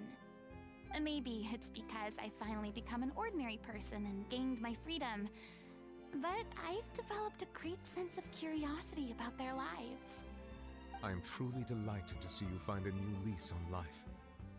Now that you've regained some confidence, have you had any thoughts regarding a return to the stage? Why would you suddenly ask a question like that? Well, if the Little Oceanid turns out to be a great success, it will no doubt become a classic. Many theater companies are certain to add it to their repertoire. The experiences and decisions of the protagonist, Cleo, are all modeled after your own. Naturally, this makes you eminently suited to playing the leading role. It would truly be a shame if you did not take this opportunity to allow audiences to enjoy your outstanding acting talents once more. Haven't I already made myself clear? I won't act or perform in any role ever again. No exceptions. Nor do I think it is any great shame. There is no lack of fine actors or inspirational stories, either on or off the stage. This experience is a case in point. I feel like I've learned a lot, and it has already been well worth the price of admission. I must admit, though, I'm a little envious. They're quite fortunate to be able to bid farewell to their past in such a magnificent manner. I see. Well, I'm glad to learn that you have found a role to play that you enjoy, be it on the stage or not. I sincerely hope the show will serve as the grandest of finales. I will have my staff book the date and mail the relevant paperwork to the troupe once the details are confirmed. Thanks, Nervalette. You are very welcome.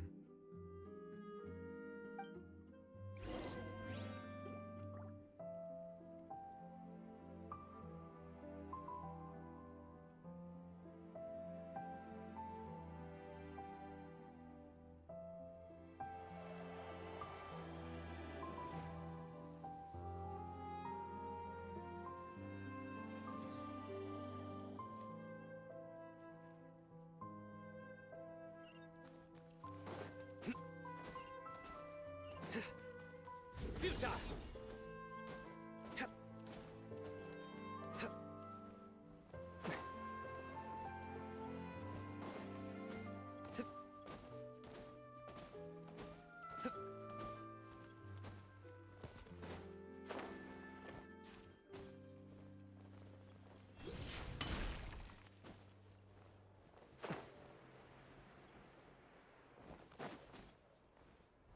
Nowhere to run!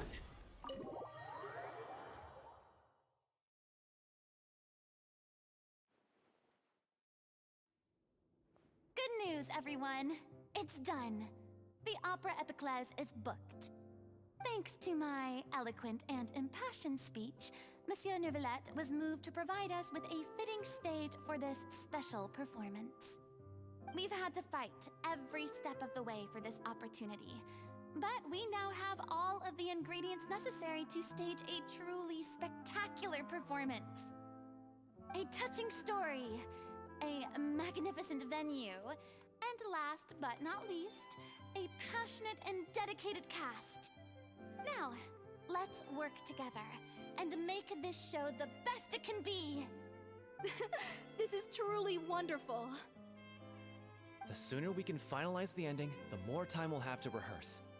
Fiumali and I just went over some parts of the script and tweaked a few things. I think it's really going to resonate with the audience now. Wow, you two had a constructive conversation? That's great! Oh, communication is vital to any good performance. Look at us. We've come so far. I never could have pictured this scene a few days ago. It's amazing! Even though Furina's still being a bit of a drama queen about it all, she's really fired everyone up!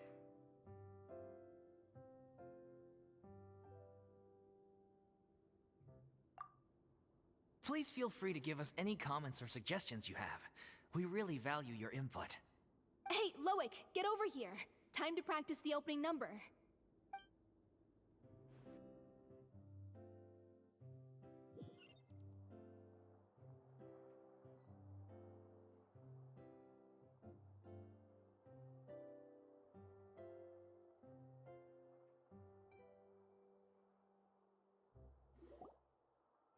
Cursed Cleo. She stole the waters of life from us. She's a fraud, and she must pay for her crimes. This has nothing to do with her. The ignorance and hatred of our people is to blame. How can we hope to win back the water's favor if we don't change our ways? This guy could be useful. Take him hostage. If Cleo wants him back, she'll have to show herself. Leave this place, O little Oceanid, and never, ever look back!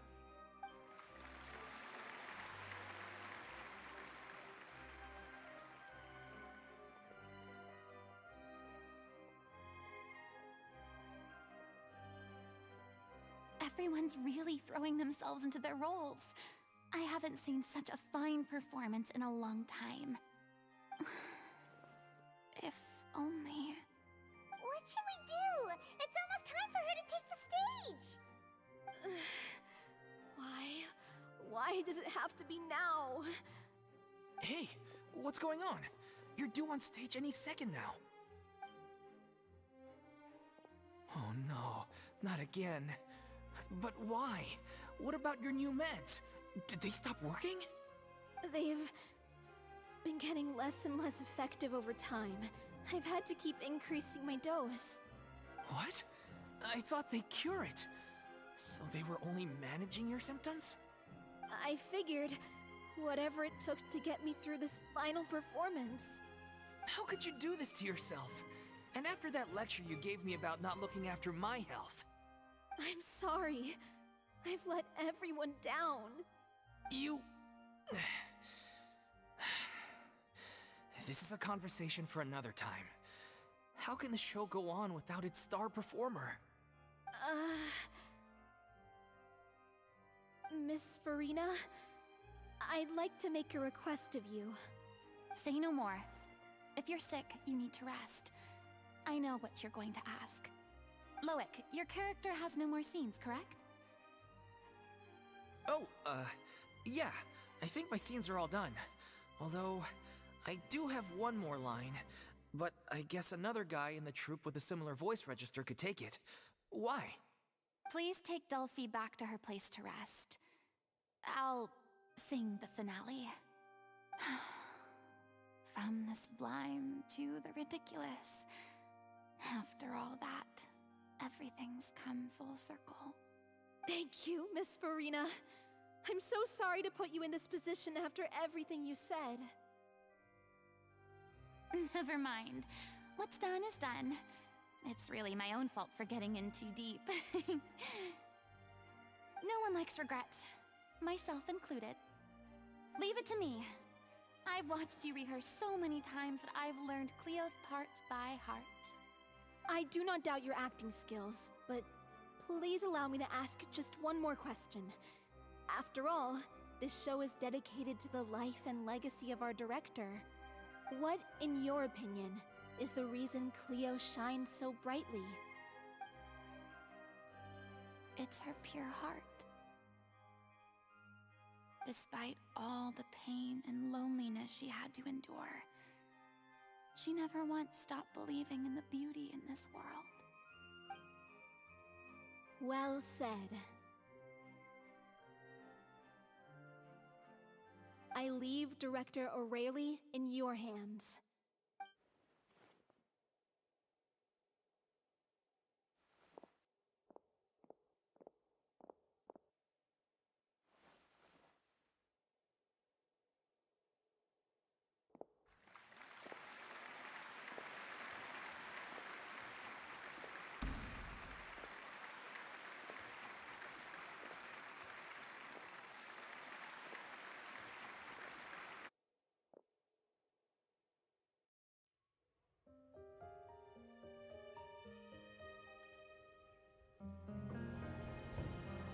Is she here yet? Will she get here? She's not coming! You're wrong. She's here.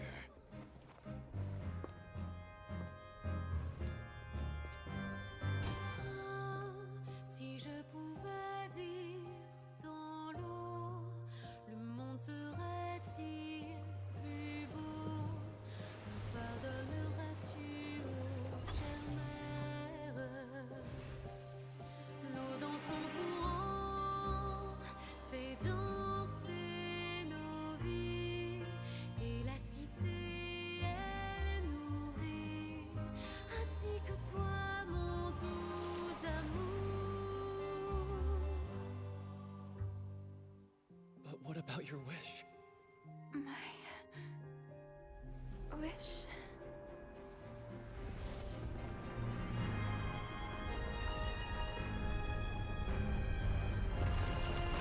If you become human, you can reveal your secret to no one. You will face suffering and loneliness. Is this truly what you want? Le grand amour ne suffit pas, seul un adieu fleurira. C'est notre histoire de vie, douce et amère. Moi, je serai toujours là, à voir le monde et s'inventer, et ça ne changera jamais, jamais.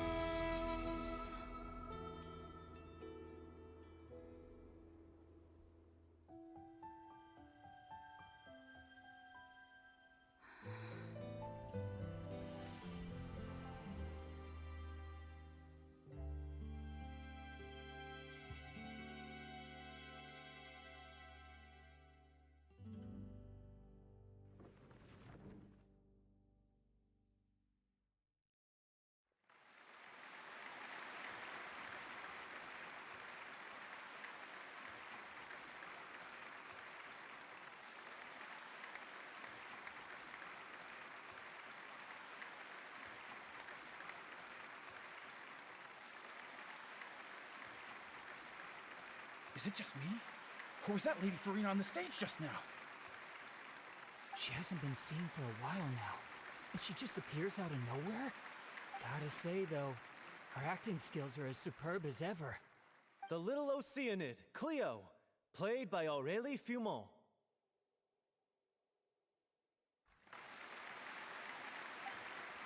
Wait, that's not her name. What's going on? I don't know. Maybe it's just a doppelganger. I've spent a lot of time out of the spotlight, and they didn't use my name during the curtain call either. Hopefully, not too many people recognized me. It's too bad that I had to break the one clear rule I'd managed to make for myself, even if I had no choice. Still, I have to admit that, despite everything, it felt good to be back on the stage again. Finally, we would like to give a special thanks to our artistic consultant, and event coordinator, Miss Furina. Hey, that's not what we agreed on. Oh, so it was Furina after all. She's back. Honestly, what is he doing? He should have run that by me first. All right, calm down. Don't be mad. This was a group decision. We just didn't want your contributions to go unacknowledged. After all, it's been the rule in Fontaine since ancient times that everyone's work, visible or invisible, is equally deserving of recognition. Yes, I know the rule, but it should still be applied on a case-by-case basis. I wasn't ready for this yet. It's no big deal. What's the worst that could happen?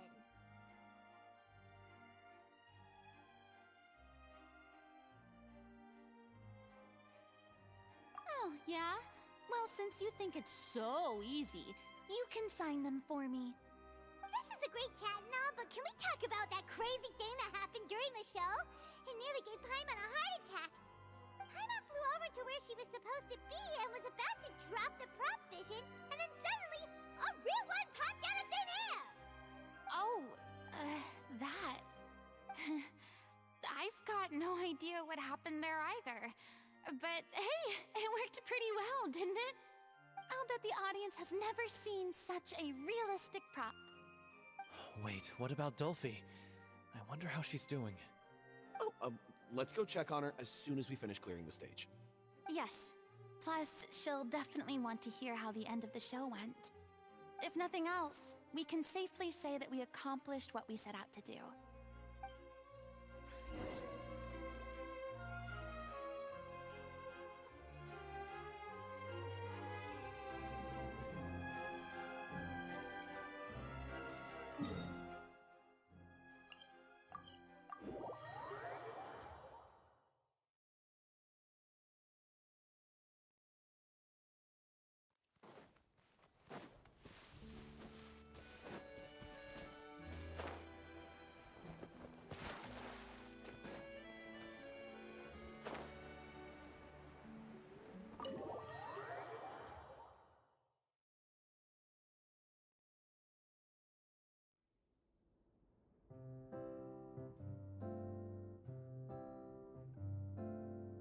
Ah, you're back.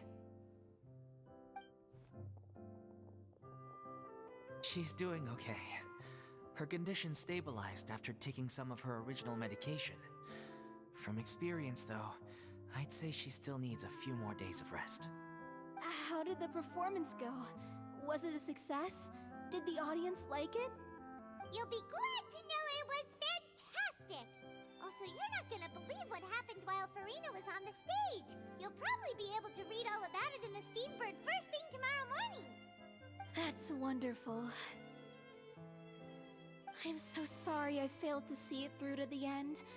I guess I was wrong to try and tough it out to begin with. Don't worry about it. Like they told me after announcing my name during the curtain call, everyone's work deserves recognition. Even though you couldn't see it through to the final scene, the audience was very impressed by your performance. It's safe to say that you made your mark on this memorial show. Well, one way or another, we did it. I've had bad luck ever since I was born, so I never expect things to go smoothly in life. I'm just happy to know that we went out on a high note. That's all that matters. Blaming your bad luck again, are we? Maybe if you didn't push yourself past your limits so much, your illness wouldn't be flaring up all the time. Oh, don't you start. I don't have the energy to argue with you right now. Aw, you two clearly care a lot about each other. I don't know what you're talking about. You mean we never stop arguing with each other?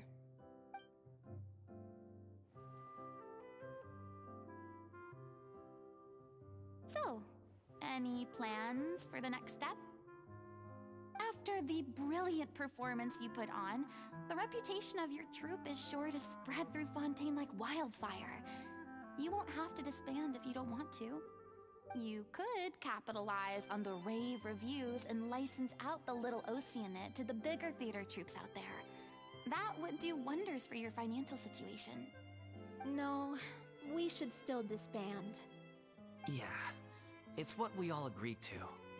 After all that's happened, I should give you guys some space. But maybe our paths will cross again one day.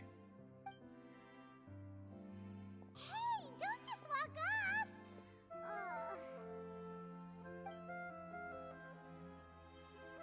I still want to keep performing, so I might join another troupe. After watching Miss Furina's performance, I think I'm starting to understand our director's infatuation with musicals. You should do it. It suits you.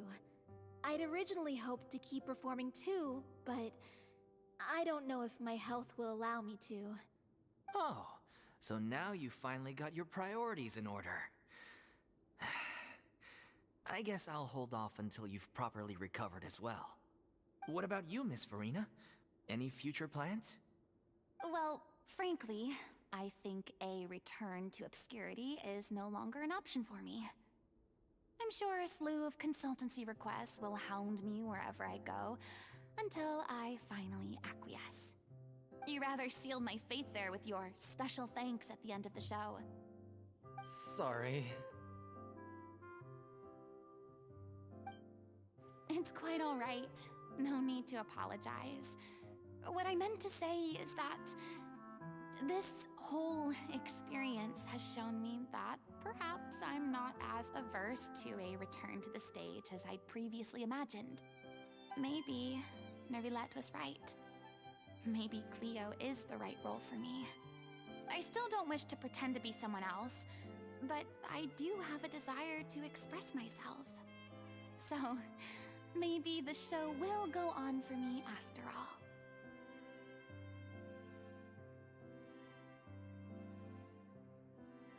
Yeah.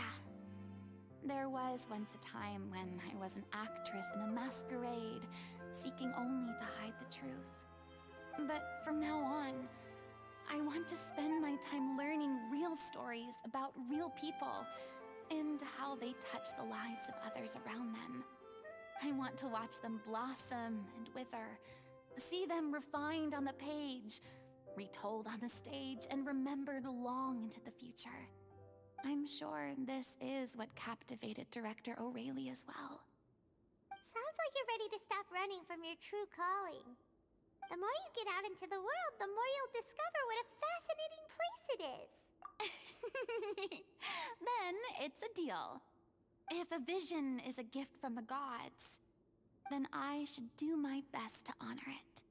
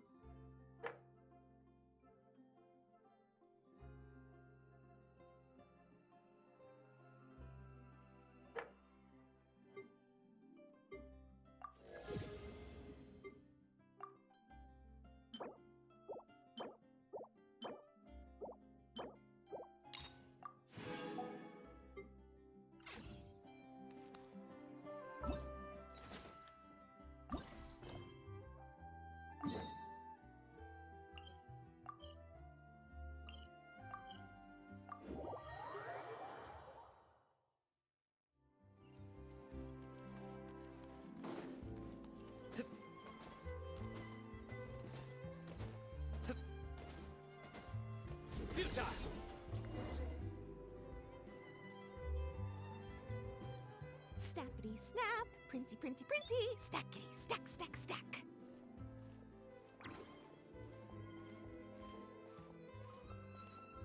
Whoa, those two are kind of big deals. too. Can I take your picture? Huh? Does she mean us? Why does she want our picture?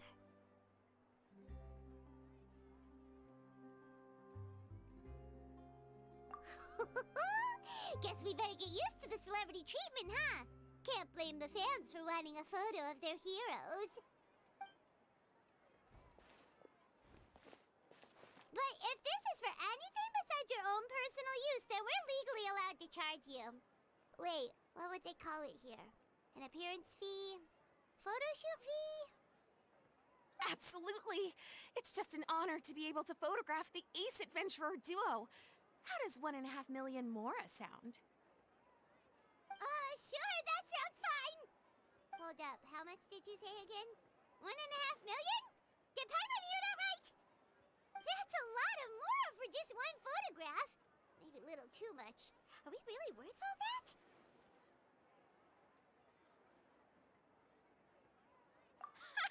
You guys are overreacting. This measly 1.5 mil is just the start. If you're interested in working with me as a photographer, you could potentially be taking home anywhere up to 9 figures. Snap some snaps and stack those stacks. 9 figures? That's... wait.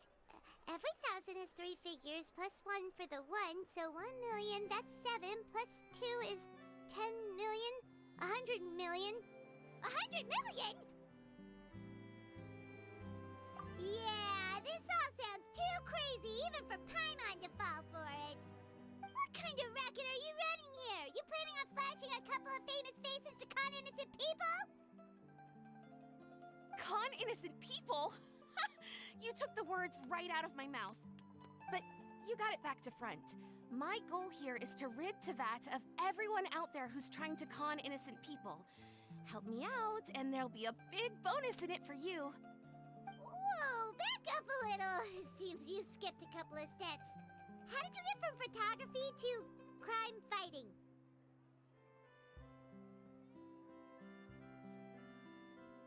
Well, it all has to do with an important problem in law enforcement that often gets overlooked. Target recognition. Common sense says that if Gardamex want to fight crime, the first thing they need to do is identify who's a criminal and who isn't, right? But what happens when a Gardamex mistakes an honest citizen for a criminal, or sees someone brandishing a weapon in public but fails to flag them as a potential threat? Then you've got a huge problem. Think of the poor fisherman whose fishing rod gets mistaken for a spear, or the crafty crook who carries around a metal pipe to club his victims with, but dismissed as a regular plumber.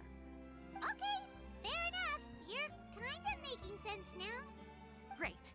Okay, so let's say I disguise myself as a cat, or a dog, or a finch, or a pigeon, or maybe even a blubber beast, because why the heck not? So I'm walking around the city streets like an escaped amusement park employee, and a Gardamex sees me. How do you think it would respond? That's cheating! A Gardamex not gonna do anything to some cute little critter. Also, what kind of blubber beast would even want to come to the city anyway? Bingo! Right answer. Gardamex are incapable of registering cats, dogs, finches, pigeons, and, of course, blubber beasts as potential targets.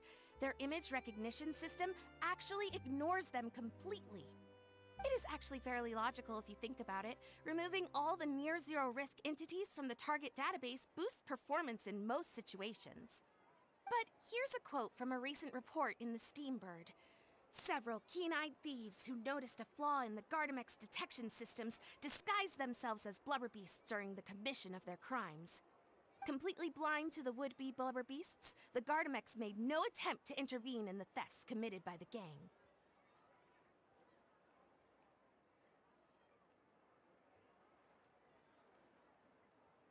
Wait, so this actually happened? And the Gardamex really didn't catch them? Okay, that's pretty gutsy, but also kinda horrifying. What if they get bored of petty theft and move on to something even worse? They could get away with anything. Exactly! And that's why we have to fight these criminals in the domain of technology. It's turned into an ongoing tug of war between their disguises and our image recognition capabilities. And I, Lapine Pauline, specialist in graph adversarial technology, am determined to do my part towards a crime-free future for Fontaine. Currently, I'm in the process of collecting sample images. Once I have a large enough pool, I'll use that to develop a simple but powerful and highly accurate image recognition algorithm that runs on a small graphical processing module. Any clockwork mecha installed with this module will instantly be able to recognize people wearing disguises and accurately assess the criminal threat they pose. And, if all goes to plan, the Palais Mermonia will jump at the chance to have these installed on every Gardamek in the city. It's the business opportunity of a lifetime.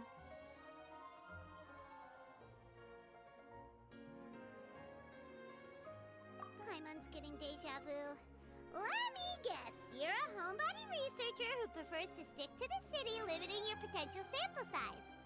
And the reason you want to work with us is because we can go out into the wild and help you get all the other photos you need, right? Wow! Right again! Down to the last detail. It sounds like the Ace Adventurer duo has seen it all before. What do you say? Join my project, become a graph adversarial technology specialist, and together we can expose every costume defender in Fontaine.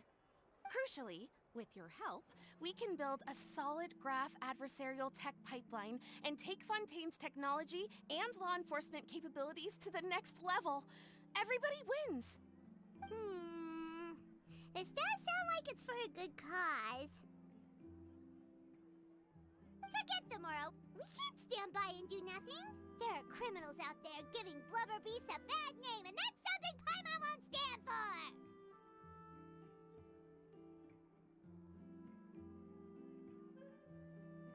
Great! And just like that, welcome to the team.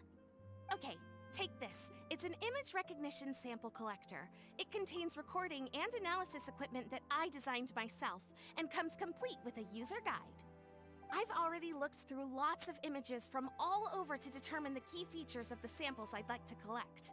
All you need to do is work your way through the guide, get the pictures, and bring them back to me.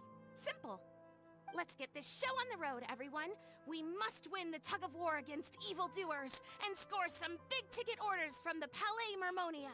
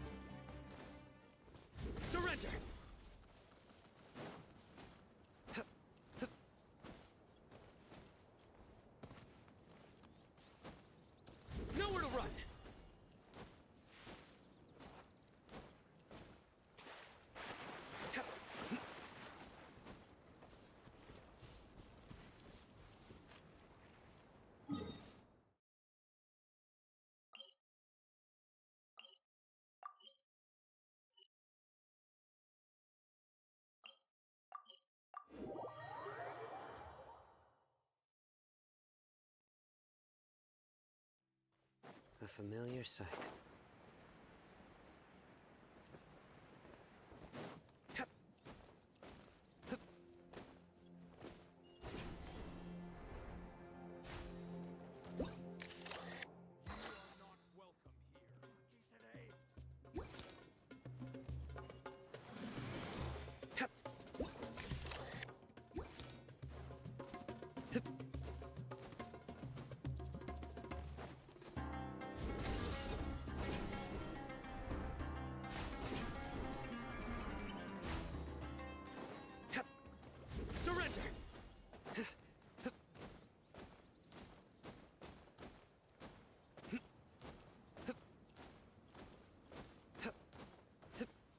Nowhere to run!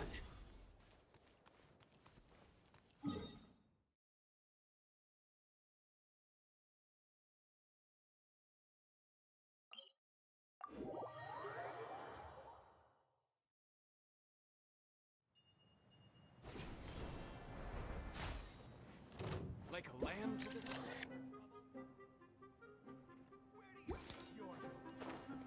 Take that!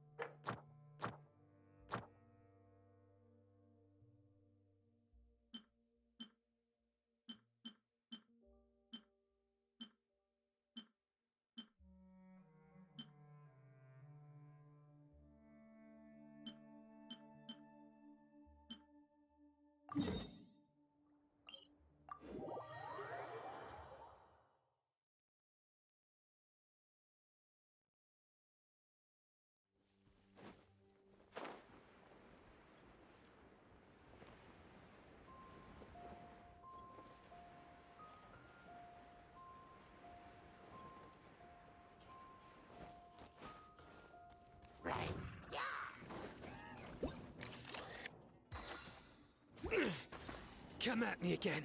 Mind the side effects. Seems like an emergency.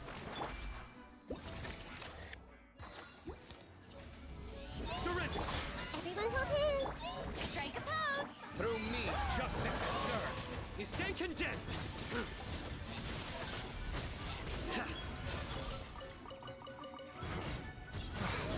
Your penance is due.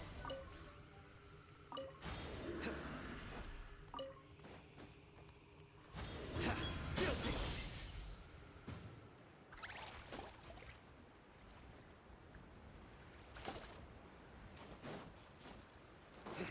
Nowhere to run.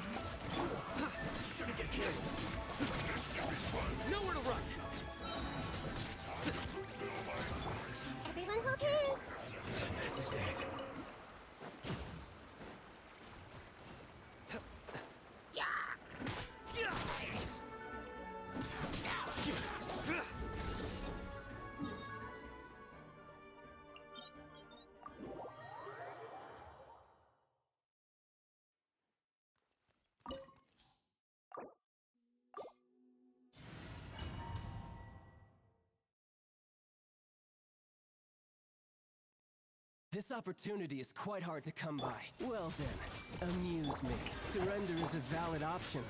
I promise I'll be gentle. Penance is due! Progress. Not bad. You've got a trick or Stay two. condemned! Guilty!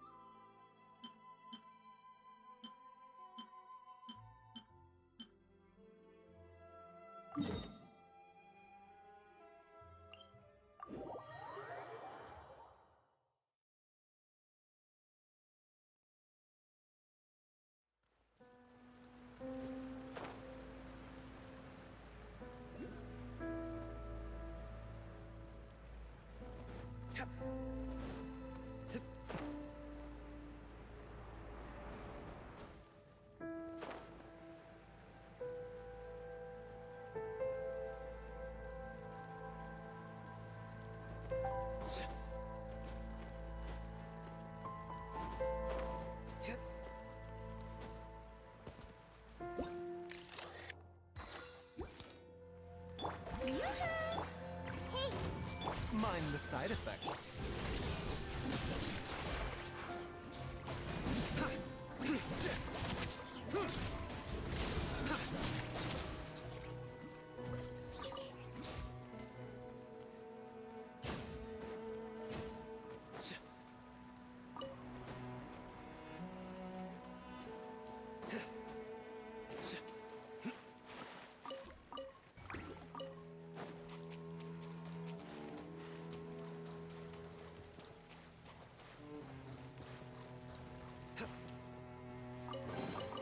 A well-deserved find.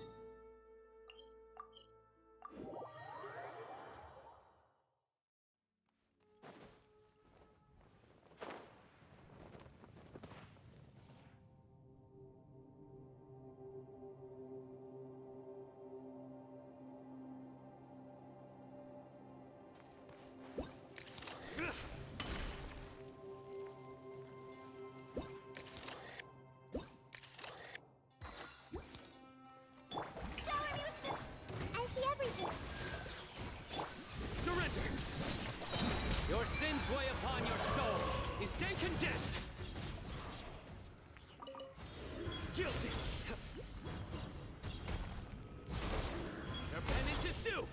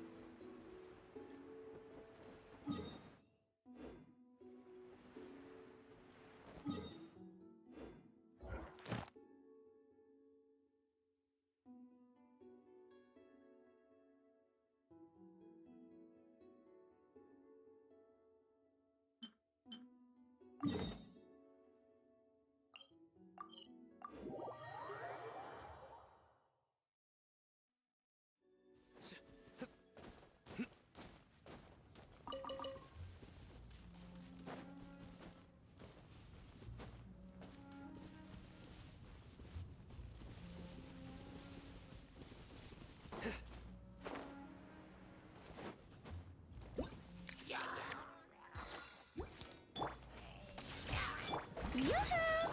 The doctor was seeing it.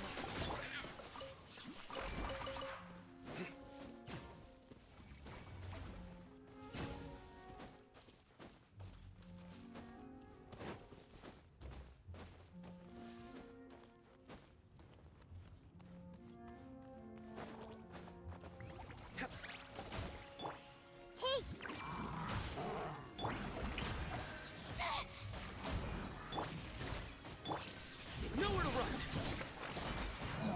A minute to memory. Yeah. Ka. Ah. Surrender!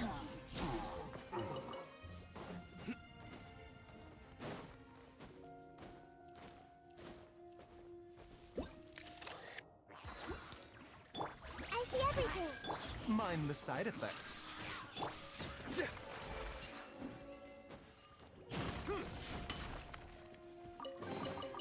A well-deserved find.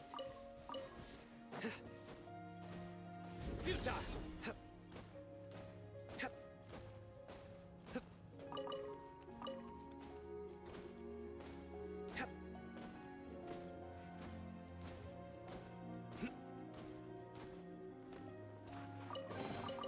A well-deserved find.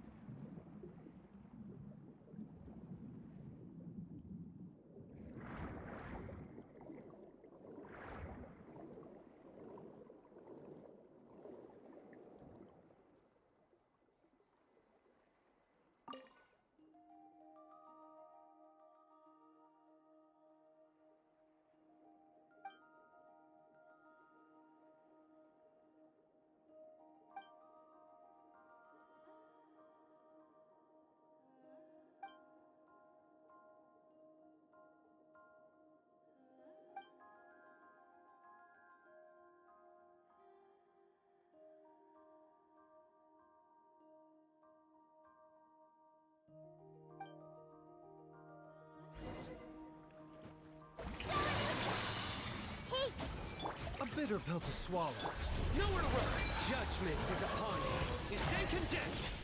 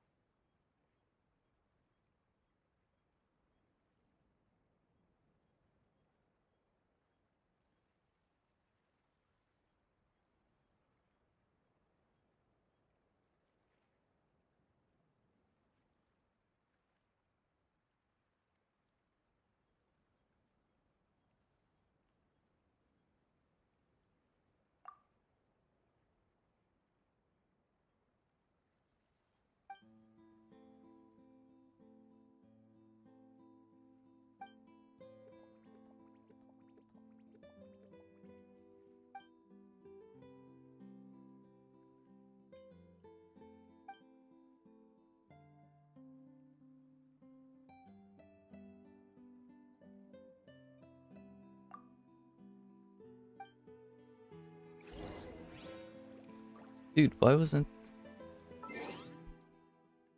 my chat wasn't working this entire time? What the heck? Timeout error. Promise timed out after 5,000 milliseconds.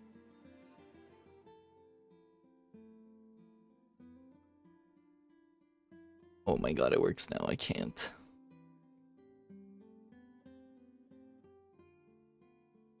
I can't.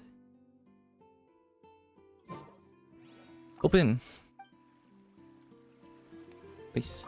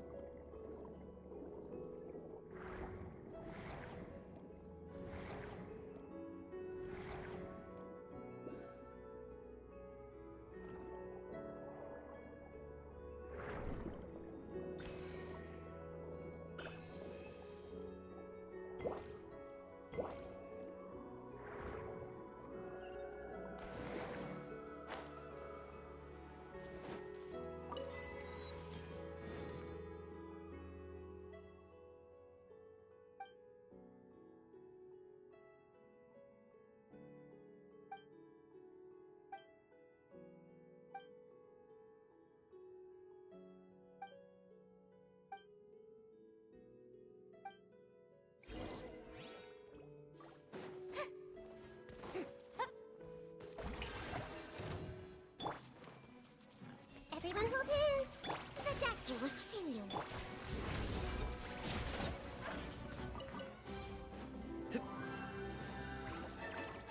Hey!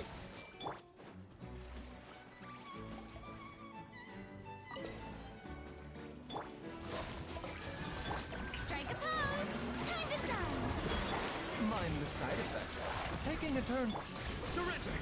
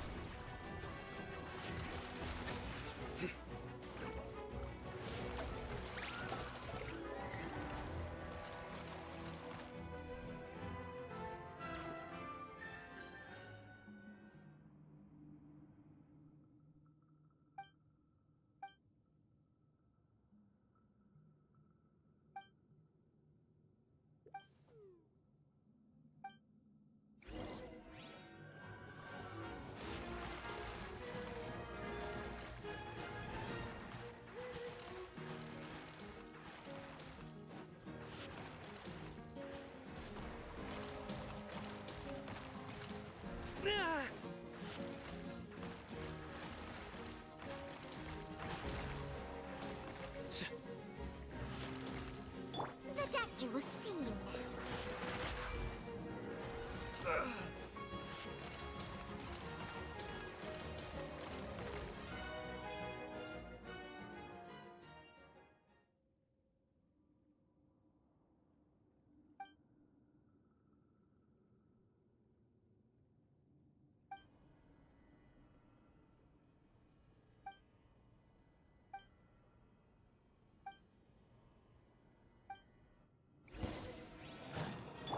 Everyone hold hands. Yoo-hoo! Sharing my knowledge. Mind the side of it. Through me, justice is served. Guilty! Their penance is due. You stay condemned. Their penance is due. You stay condemned. Hey! The Temple of Wisdom! Shower me with praise! Let my name echo! Seems like an emergency. Your sins weigh upon your soul. Guilty!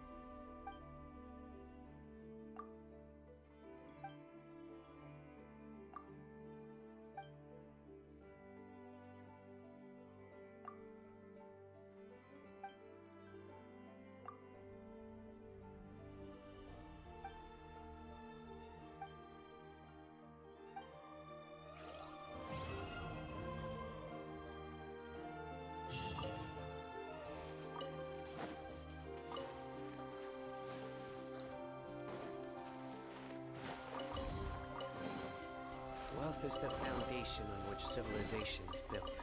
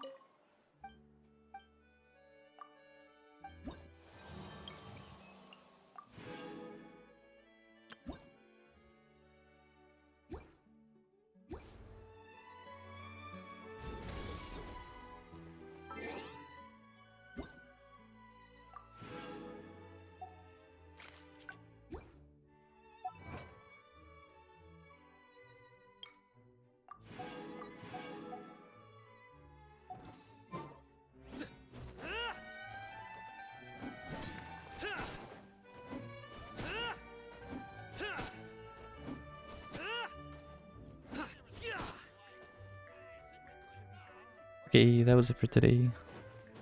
Finished all of Furina's thing. It only took 3 hours. Pretty sure things was longer. That boy. Forgot his name. Rice Lee.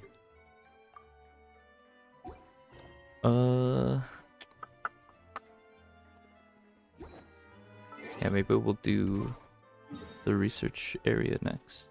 Or is it like up here? We'll do that quest line. Hey, later.